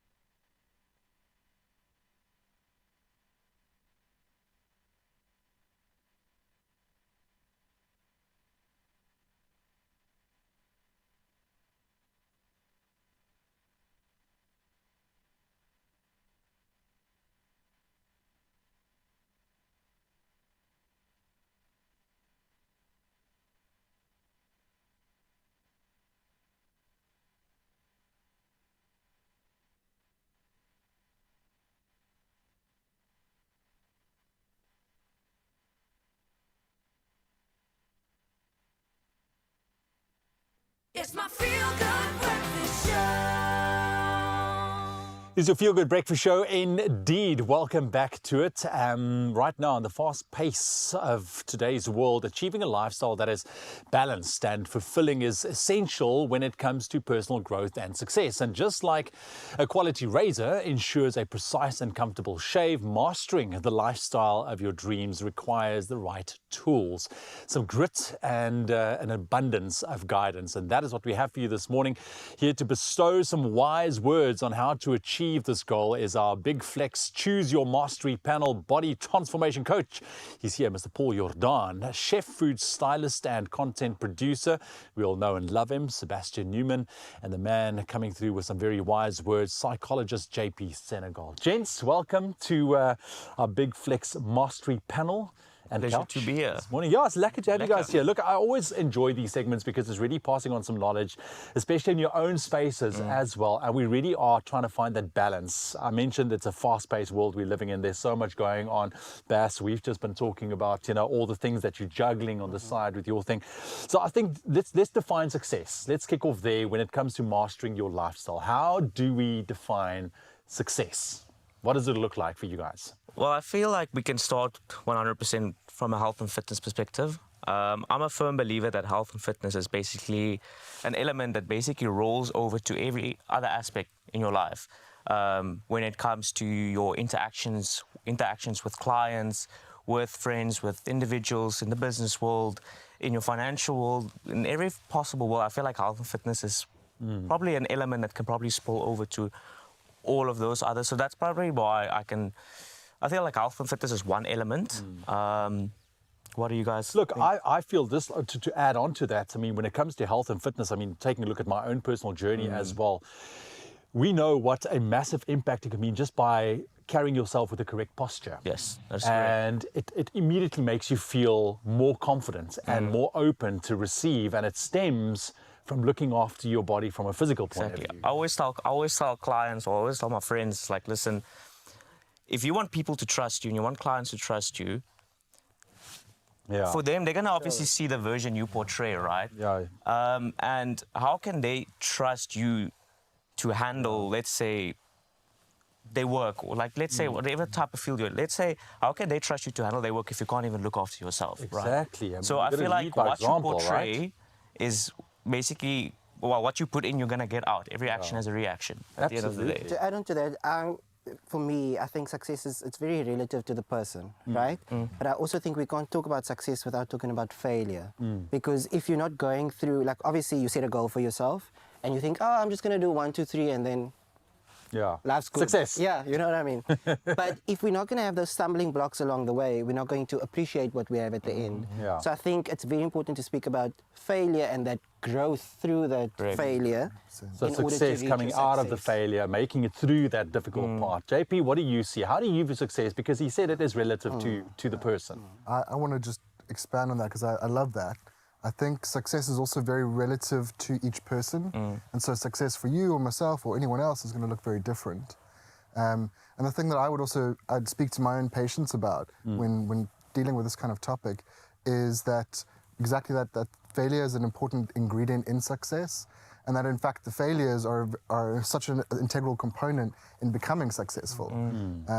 There's that old adage of 10,000 hours to achieve mastery. Yeah, absolutely. I think probably 10,000 failures is what's needed to Because actually essentially achieve that is where mastery. you grow. 100%. That is where you figure out what type of person am I. You know, if you can make it through that, I mean, you will reach some point of success. But I think it's always ongoing. You know, it's never you reach a point and now you can sit back and relax. There's a constant work that you have to put in. Goal setting for you. Sorry, I want to go there because I mean, especially in the fitness and lifestyle industry. I mean, we know if you go to the gym or whatever, you can go every single day. But I mean, if you don't have a specific goal, whether big or small, what are you essentially working towards to find that success eventually? That is correct. Listen, let me start by saying this. I feel like a lot of people, they set their goals, but they don't set themselves a timeline to achieve those goals. And basically how I do my things in life is I set my short-term, medium and long-term goals, right? And I've learned over the past few years to enjoy the journey along the way. But making sure you set yourself those short, medium and long-term goals, I can almost guarantee you that if you break them down into smaller components and you have a timeline to achieve them, you will get there in time. But I feel like where most people go wrong is they try to aim too high. And then they come in lower, they lose motivation, especially let's say in the health and fitness world, for instance. I'm just naming that as one element, but it can go into so much depth, right? It's across the board, yeah. Let's say they try to put themselves, let's say I want to lose 20 or 25 kilograms within a timeline of 10 weeks. It is achievable, don't get me wrong, but you are going to have to go above and beyond to do that. And then where people go wrong is let's say they go out with the mates or the family, one weekend, it basically has a ripple effect within the next week or two, they lose their results and they fall into their old ways. And that can basically spill over to every other element in your life, whether it is business goals, or whether it is in your relationship with other people. Is like you make one mistake and you tend to fall back. But I do believe like if you set yourself clear, short-term, medium and long-term goals, you will be able to achieve them much better. I think your rate of achieving it would be better. On that also sounds like me though. Like I go to gym for like 2 weeks and then like 1 week and it's like, don't worry, I'm gonna go back in the next 2 weeks and then it's a month that's gone by. And I think that it's very important, like Paul's saying, to plan. Because you know this old saying, if you fail to plan, you plan to fail.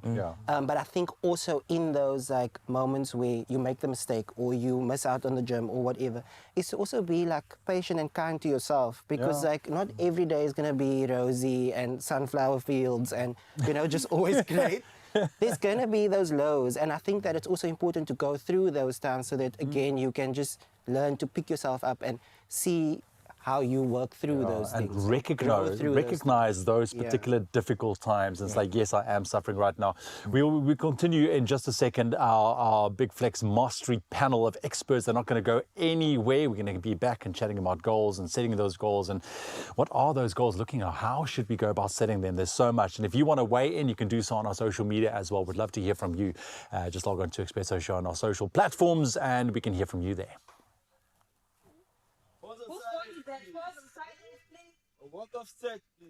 I love it when we get to 100% have these conversations, my friend. But also, I love it when we get to be in the kitchen. And this today is what we are doing, celebrating the fact that we got 2 ladies who made it to the top 2 for Taste Master SA. And one such lady is Molitwa. And today she is telling us all about her zesty lemon loaf with a whipped mascarpone. Oh, my goodness. Molitwa, like my mouth is watering just hearing about it. Good. My babe, speak to us about this dish. Why did you pick it specifically? I really like lemon. I think lemon is such a punchy flavor. And it's very easy, quick, and you can make it look very, very nice. Love it. Dinanyana, lunch, breakfast. Yes. Yeah. And tell me, how do you balance out the sweetness with the tartness? So the way I'm going to balance it out is with my mascarpone cream, but also the loaf itself isn't too sweet. Yeah. So I think it's fairly balanced throughout. I like that. Yeah. And tell me, can you sort of, amend some of the different ingredients to somebody's dietary requirements? So in terms of dietary requirements, I think it would only really work well with someone that has a lactose intolerance. I would replace all the dairy with something plant-based, vegan, but I would really keep the eggs because it's like your glue when it comes to your cake. Okay, so start showing me what we're doing here when I need to be doing this. What's happening with all of these dishes? Okay, cool. So here, I've kind of pre-done this, which is my butter, sugar, lemon zest, and some eggs. And so I'm just going to mix it together. Yeah. To make sure it's combined. And then we're going to add in our yogurt, lemon extract. Okay. And is this an easy recipe? It looks easy. And I ask for easiness because I'm never in the kitchen. Me in the kitchen, not in the same WhatsApp group. I don't have the time, but this looks like it's easy. Am I wrong or am I right? You're right. It's very, very easy. But I'll tell you something. Baking is actually, it's very easy because it has the ingredients, it has the method. And if you follow it to a T, it will work 100%. Yes, I love it. And I feel like, that speaks to me because I'm somebody like, if something takes too long, you'd never catch me trying to make like a lasagna or something. It's too many different instructions. Exactly. I also like things that are a little bit easy. Thank you. I like that. But now, speaking of easy, it's not always easy to make a mascarpone. Yes. So I need to ask, what is the secret to making a perfect one the way that you're going to for this dish? So the trick is to have everything cold. Your mascarpone cold, your cream cold. That just helps the fat sort of move in a way where you want it, so it's like whipped. Yeah. So yeah, over here I have some flour and some baking powder as well. I'm gonna put that in there. Ideally, you want to alternate, but for the sake of time, we're just gonna put everything in. Fugger everything inside. Sounds like my kind of dish yet again. I like that. Yes. But try not to overwork it, which is why I'm folding it in. And then we're gonna add in some buttermilk for extra softness, tenderness. And then we pop it in the oven with a bit of butter in the middle so that it has that sort of Instagram-nyana I love that Instagram. I love that it's an Instagram strip. Eh? It's not just any strip, an Instagram one, so it looks good for the gram. Yeah. Speak to me about this, because just like you said now, where you were like, you don't want to over mix it. What are the mistakes that you can make with a dish like this? So over mixing is one, and also not having most of your ingredients at room temperature for this. Okay. Because different temperatures mess with the texture of it. Hectic. Okay. Yeah. Okay, now let's pretend that we had finished that. What would the finished product actually look like? Okay, so finished product. Yes. We have it over here. Is it in there? It's hidden away for you guys. I love that. It's hidden away. This is what it will look like. Ideally, you want it cold. And then if you could pass me the mascarpone and a spatula. I'm a sous chef today. Yes, chef. Thank you. Spatula as well. Spatula-ish. I must listen. So we're just going to put that on here. Yes. Oh, that looks delicious. I want to eat it right now. It looks amazing already. Yes. So you want to, it's a bit hot, but you want to have it cold. This is, instead of lemon curd, I decided to go with an orange sort of marmalade. I think it'll add a bit more. Okay. Put it in there. Ooh. Some lemon zest as well. Does the lemon and orange go together nicely? Yeah, because it's citrus. So it definitely does go well together. And yeah, this is what it looks like. I like eating pretty food. Same. May I steal it from you, please? Go ahead. Because it looks absolutely stunning. Oh, Expresso family, look at that. I want to put it in my mouth right now because it looks absolutely amazing. Thank you. What does it pair with really nicely? Just that, guys. I think that alone tastes really good. You can even have it without the cream. It's that good, Really? I love that. And if I were to kind of like try to put a little bit of a golden thread through my dishes, like where I wanted to have a starter, a main, and a dessert, is it a thing where I'm like, this would go really nicely with something? In terms of drinks, I would just say like a very sweet shirinyana, like a sweet wine. Okay. Yeah. Love it. Beautiful. Well, Molitwa, all the best for the finale, my Thank love. you so much. And congratulations again for making it. Thank you. I appreciate it. Ooh, honey. Molitwa showing us what she's made of, and Renuka is going to be right here in this very kitchen doing the exact same in a little bit, my lovely. And it is, of course, with that delicious, delicious recipe that she's going to be showing us, as delicious as Molitwa's, because they showed everybody that they are, in fact, the top. Thank you very much. Also on the way, we tried to strike a work-life balance. What does it look like, and how can we actually get to it? Stick around, my lovely. You're still on your Feel Good Breakfast show.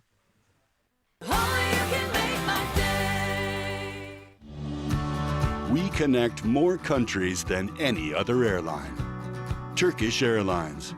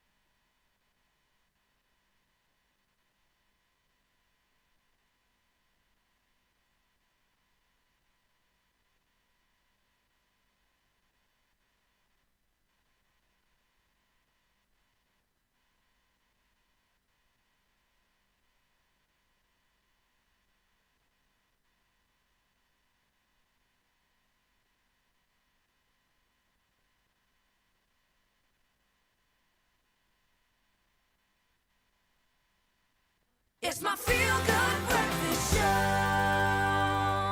Welcome back. It's your Tuesday morning on your Feel Good Breakfast Show. And right now we continue our conversation about achieving a balanced lifestyle in today's rather fast-paced world. And our panel of experts, they are still here with us. Body transformation coach Paul Jordan, chef and food stylist, and content producer Sebastian Newman, and psychologist JP Senegal. And we spoke about setting goals earlier on, JP, and you gave us a rather thorough run-through of how you see the importance of goal setting, especially in your industry, in the fitness industry. I mean, I've been there. I know if you're going to go about an exercise regime without any goal, what are you actually even doing? Exactly. Right? But JP, in terms of you from a psychological point of view, when it comes to goal setting, we want to master our lifestyle. We want to find that balance. How do you view it, and how do you approach it with your clients? So for me, I think goal setting is really important as a way to concretize goals. Goals can be abstract. I want to lose 20 kilos. I want to be a better family person. I want to earn more money. But what does that actually mean? And so setting goals helps us to actually apply thoughtfulness to that process and think about what does it actually mean for me to achieve those things. So I think setting the goal is really important. And this is where it's useful to be in touch with a fitness specialist, a financial planner, a psychologist or a coach or a counselor, someone to help you with that process. And I think to always reevaluate those goals, because those goals should change as stuff changes around you, as you get closer to achieving that goal. Do we reevaluate? Do we set that goal again? Do we look at the timeline and say, maybe that was a bit short, maybe I should extend that timeline a bit, or or maybe actually I'm closer than I thought. Yeah, as long as you don't give up on that goal, because obviously you want to really thoroughly think through the type of goal that you're setting for yourself. Yeah. Yes, we want to make it attainable as well, but you're also going to recognize that there are going to be challenges in between, and you can't just give up on that goal, because that will lead you into, we spoke about failure earlier on, and you want to eventually achieve that level of success. As a content producer, chef as well, goal setting for you in your space, I'm sure, is also a massively important aspect. 100%. But also at the same time, just to go on what JP just said, is also I feel like at different points in your life, your goals also change. So you could think that you'd want this certain thing, and then as you achieving it, you're like, actually, is this for me? But what I want to link that to is contentment. Because also so many times we're like, oh, can I just have this? Can I just have extra 10K on my salary?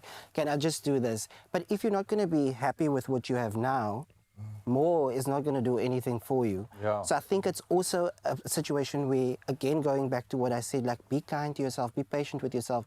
Because I think if you're content with what you have, you are going to be more focused and be more able to reach those goals. And be content, but aspire to grow. I love that. I do feel like a lot of people are afraid of change.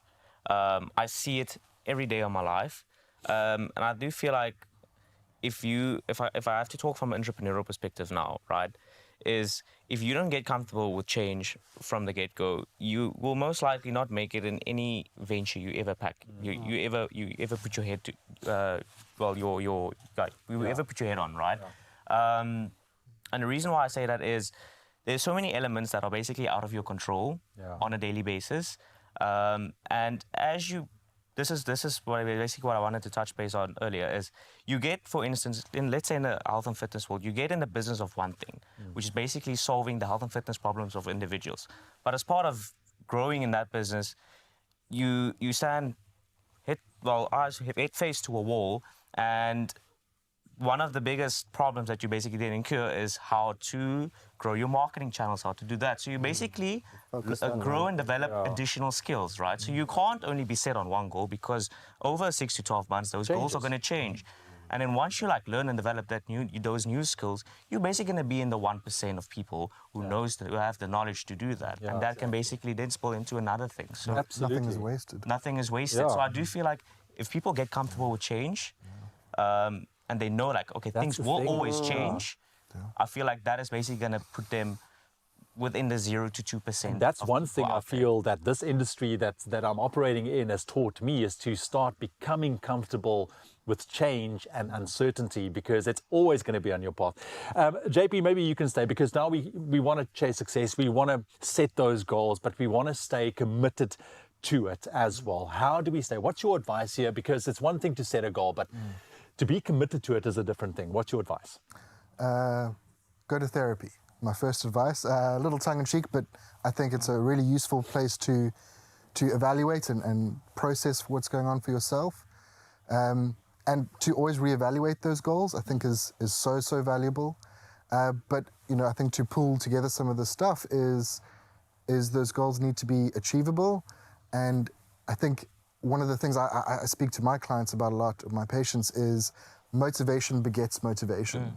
So even if you don't get there now, my favorite word is yet. Just add yet. And you just start with a little bit, and once you start, you can keep going. In our field, we talk about once a day mastery, doing something once a day that helps you feel that motivation and that energy to keep going.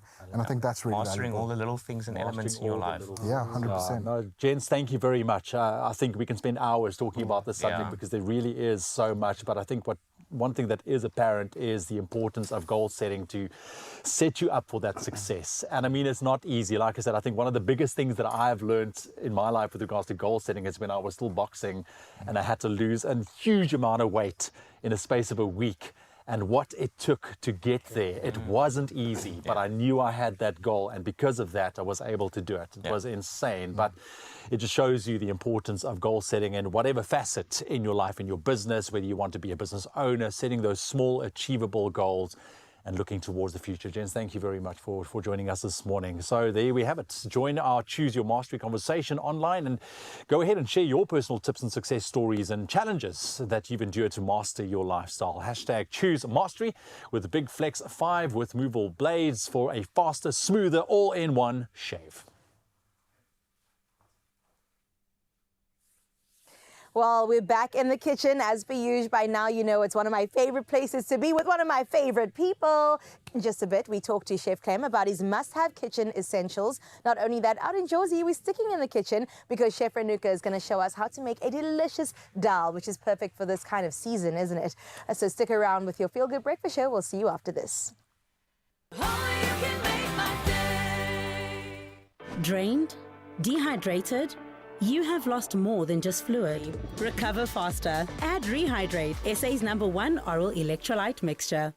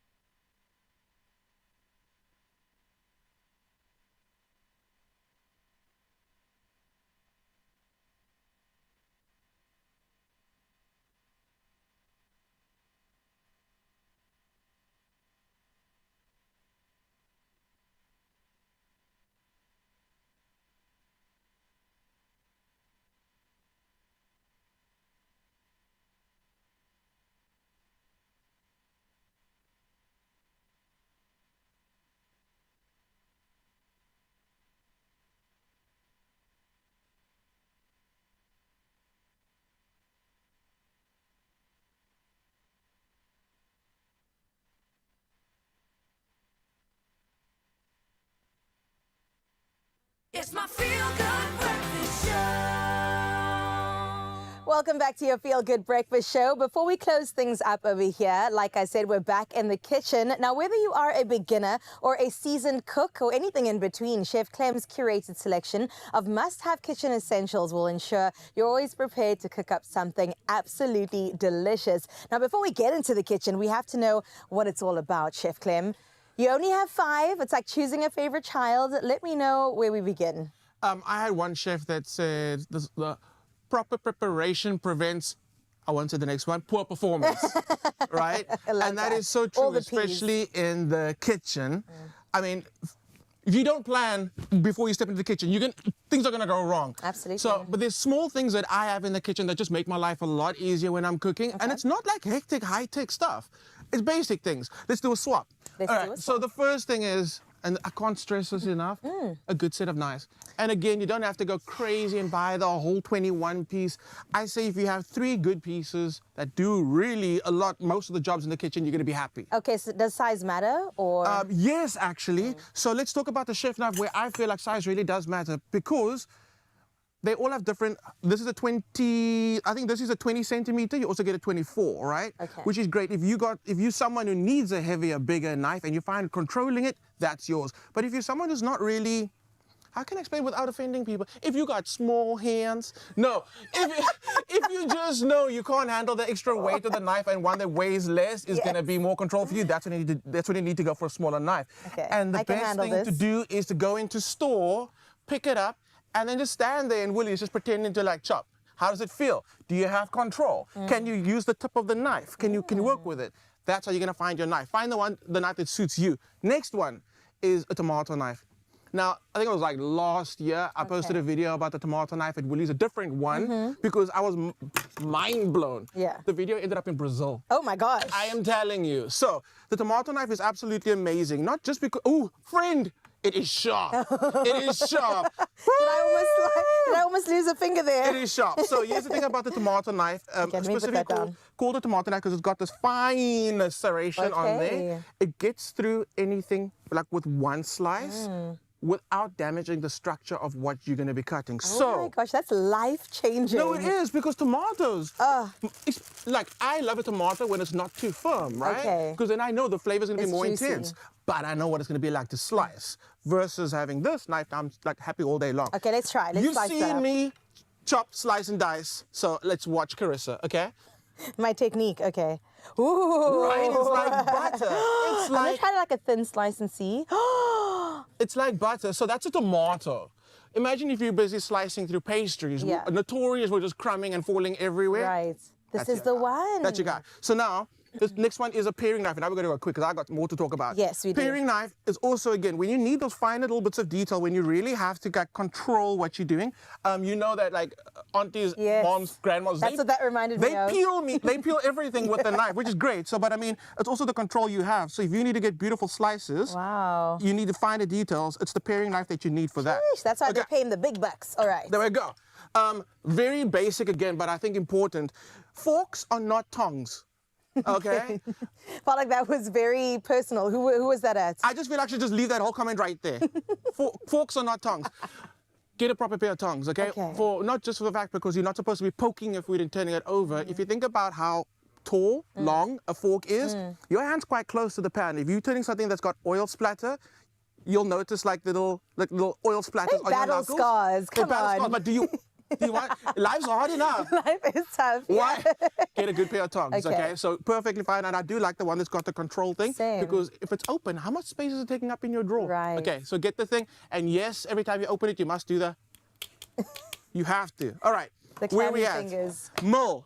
So you're not going to buy it at Woolies with the spices in it already. Thank you for letting us know. There you go. Please. Oh, exactly. But what I love about this is obviously the aesthetics of the wooden handle and the fact that it's gloss. You can see what's happening inside. Right. So what I do is we do like, especially when we get guests over and we know what the cuisine's going to be like, I'll do a spice mix in here already. goodness. So you're not just putting salt and pepper on...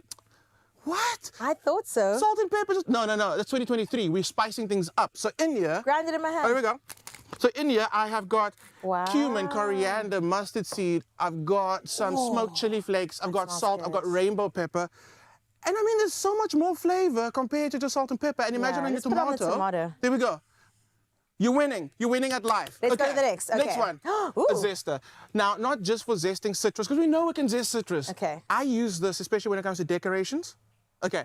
And I'm going to let you do the demo again. Oh, So God. it's got Yesterday I couldn't zest. Okay, let's try. It's okay. It's fine. Today we got this. Okay. Comes with a safety guard, very important, because if this is in your drawer and you put your hand in there, knuckles. The knuckles getting zested. Okay, All there we right. go. Guard is on. Now I've got some chocolate for you. Okay, that's easy enough. Very easy. And I do this for decorations, like I say. Okay. And it works really It's well. on the side. Yes. Yep. Sorry, I almost touched it. Okay. But also it gives you beautiful texture when you're actually turning things into dust. Okay, look that at was that. That looks so nice. good. Yesterday All right. that lime didn't want to be zested. It's fine. It's okay. Now you've done the chocolate. Here's what I do at home. So that's feta. It's feta. Okay. And it's come out the freezer. It's frozen. It's freezer frozen feta. Okay. What you're gonna do now is you're gonna zest it for me. And this is what I do for salad. zest So it in here. before you do, when I do like salad for 4 people, I would use like that whole thing, easy peasy, maybe even a little bit more. When I like do this, when I zest frozen feta, I would use not even half of that for a salad for 4, because it obviously increases the volume as you're busy doing it. And it is like, give me some more, give me some more, give me some more. Oh, you gotta. It is like feta snow, and it just changes everything. Okay. Forget Parmesan. We're grating feta beer. And the Okay, salt one is so more good. left. One more, very quick, one more. Okay. They're like, you're out of time. No, one more. Okay. A proper glass mixing bowl. Okay. When you're mixing batters, you can't see what's popping at the bottom of the bowl. You can't actually see what's happening. Right. Get a proper glass bowl. Yeah. You can actually properly incorporate all your ingredients. When it comes to baking, ooh, there's that chili. When it comes to baking, grams matter. Okay. So if you got a whole like 2 grams of flour or baking powder chilling in the corner, it's gonna result in a different bake. All right, so what are we doing here? Let's make some color. Okay. We got some cream. Got some pink. Oh. Get some in the bowl. Get some in the bowl. A little bit, please. Oh. There you go. Look here. People freaking out right now, but this is Caesar stone. It's okay. It's going to come right out. There we go. Okay. Keep on Beautiful, mixing. beautiful. I'm That's how you mixing. do it. Okay. Get these 5 items. You'll Yes. feel like a pro in the kitchen. Check it out in store, online, in the app, at Woolies. If you need more information, call me. But also go and check this out on YouTube for the repeat and make that list. Yes. Listen to the chef. Yes, chef. Well, Zanele is standing by. She's going to give us some really good things. I wish you could smell what's going on in the kitchen, Zanele, but I know you got some good stuff. Let's go. I do indeed, Carissa, because we also have some aromas filling this kitchen here in Johannesburg. I love that we're cooking absolutely everywhere. But today, of course, it is an absolute master because Taste Master Season 5, baby, the finale is going to be underway. And this is why we have got Renuka with us today. Renuka, you've got to tell me, dal makhni, what is it exactly? So dal makhni is a dish from India, Punjab. It's a vegetarian dish, and it's also for those that want a meat-free Monday. Yes. It's basically butter ghee with spices and onions, and then we have lentils and kidney beans. We cook that down, mash it a bit, add fresh cream, fried onions. It's totally delicious. It sounds so good. Okay, so how do we get started? Where are we going from here? Right, so I've started with the onions and the butter ghee. You just want the onions to caramelize, just to add that flavor to the dish. Okay. And then we're adding in your normal curry leaves, your bay leaves, some chopped Yay. green chili, and some cumin seeds. Oh, and my you want to fry that, and you know when it's ready because as soon as the curry leaves hit the oil, you can just get that beautiful aroma. Yes, I'm already so excited just seeing you put the curry leaves in and everything. Yes. I can't wait to taste. But to speak to me about this, my lovely, in terms of, you know, making sure that it is rich and also just really creamy, what are the actual just answers to that? So usually we use cream at the end of the dish just to finish it off and add that rich, delicious, decadent flavor. Yes. Also mashing off the lentils and the beans as that velvety taste. And butter ghee. Like you would get salt and pepper is a perfect combo. Butter ghee and Indian spices just work so well together and adds that richness. So I have now added in the curry powder, the garam masala, the cumin powder, and the coriander powder, as well as some ginger and garlic. You just want to fry that for a few seconds, just to heat it up. You don't want to actually burn the spices because that's when you get the bitter taste in it. Oh, wow. Next, we're going to go in with some tomato paste and a little bit of sugar. Okay. I find that sugar balances out the dish. And, you know, it just adds that extra depth of flavor. And as you can smell already, Yes, it's I was amazing. literally about to say that. I was going to say it already smells like heaven in here. Yeah. I'm so excited. But I want to know, how do you make sure you don't compromise the flavors, especially with adding the cream? So the key to that is adding just the right amount of cream to the dish so that the spices still sing. You don't want the cream to overpower the spices in the dish.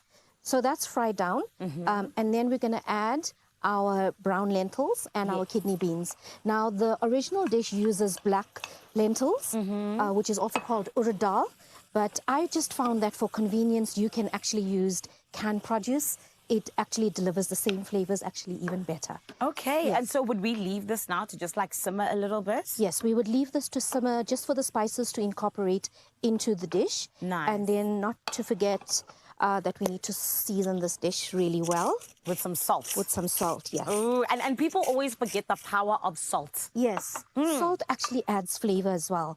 And, you know, you don't want a dish that has no salt in it, because then it's tasteless. All right. So now, my lovely, I think we need to come to this one that you had already prepared. Okay. With the cream and everything. Please, show us how it is done. What needs to happen here? So this is the final dish. Obviously, the colors are going to differ because we still need to add the cream in. Yes. But this is the final dish. I love to add a swirl of cream to the dish, just to add that richness. And then we have chopped coriander. Yes. And some crispy fried onions for taste. Oh, crispy fried onions are one of my favorite things. So going on top of everything that I just saw you add, I am so excited. Okay, can I dive in? Yes, you can. Okay. And we like serving it with either naan bread. Yes. You can do it with rice. You can do it with roti. So, you know, you can do it with just about anything. I like the flavor of this because, you know, the spice is limited. It's not overpowering. Yes. It's not going to burn your mouth off.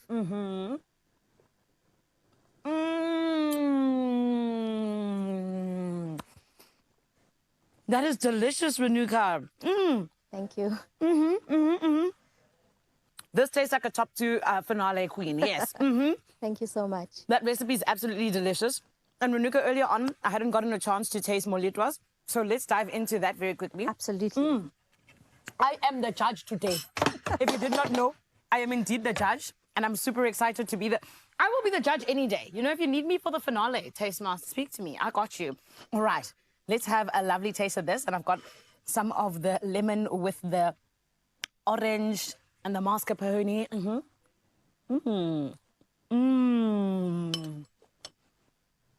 That's love. That's love right there. Absolutely delicious. It's lovely. Yeah, it's really well. Well done, Moletwa. Oh my goodness. I don't know who's going to win. This is why you need to tune in, okay? It is Taste Master Season 5.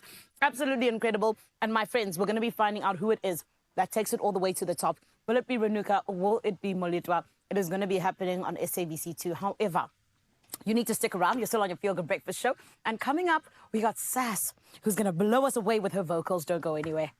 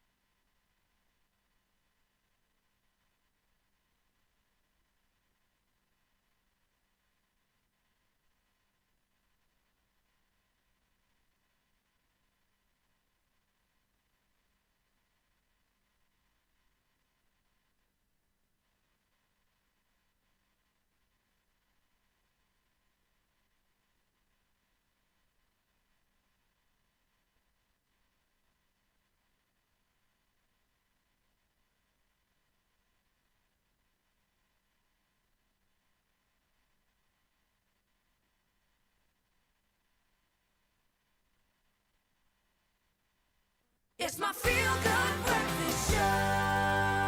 Hello and welcome back to your Feel Good Breakfast Show Expresso right here on S3. We have a couple of minutes left in your company.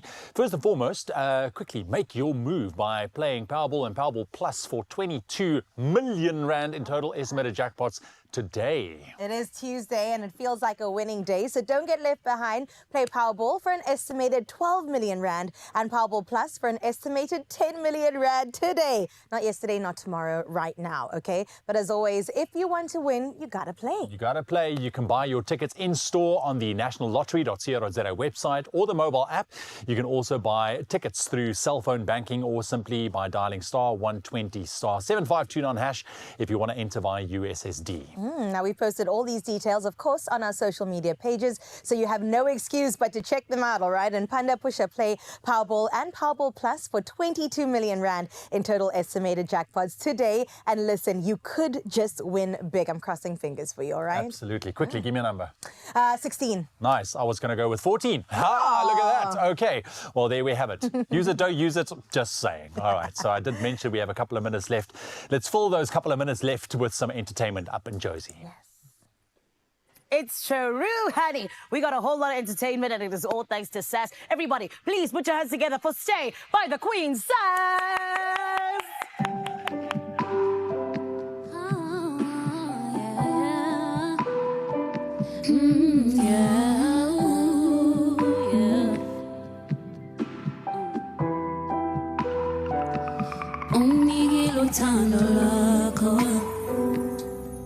Even when I let you down, but you still stuck around.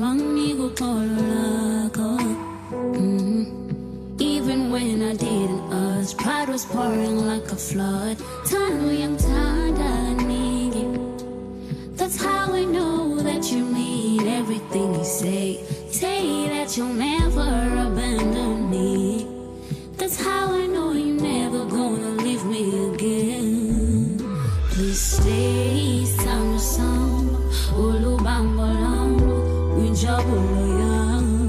Listen to me, stay sound of song.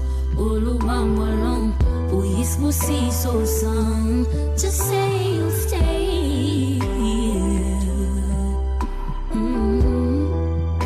Yeah, you've been my ride or die. Oh, even when I left you hanging, you held it down. Show me you're the one. You never once left my side. Delubam beyond the song. Tano yang tanda nige. That's how I know that you mean everything you say. Say that you'll never abandon me. That's how I know you're never gonna leave me again. Please stay, sana sam. Ulubambolam, wijabuloyam. Listen to me, stay, sana sam. Ulubambolam, uhisbusi so sam. Emishwe yakundibona into soya. Engumeni lako dibona iphagatela. So tano yang tanda nigi. That is how I know that you mean everything you say. Say that you Another feel-good production. Introducing the all-new Clover Full Cream Butter Spread. Smooth, creamy, and effortlessly spreadable. Butter up your day with Clover Butter Spread.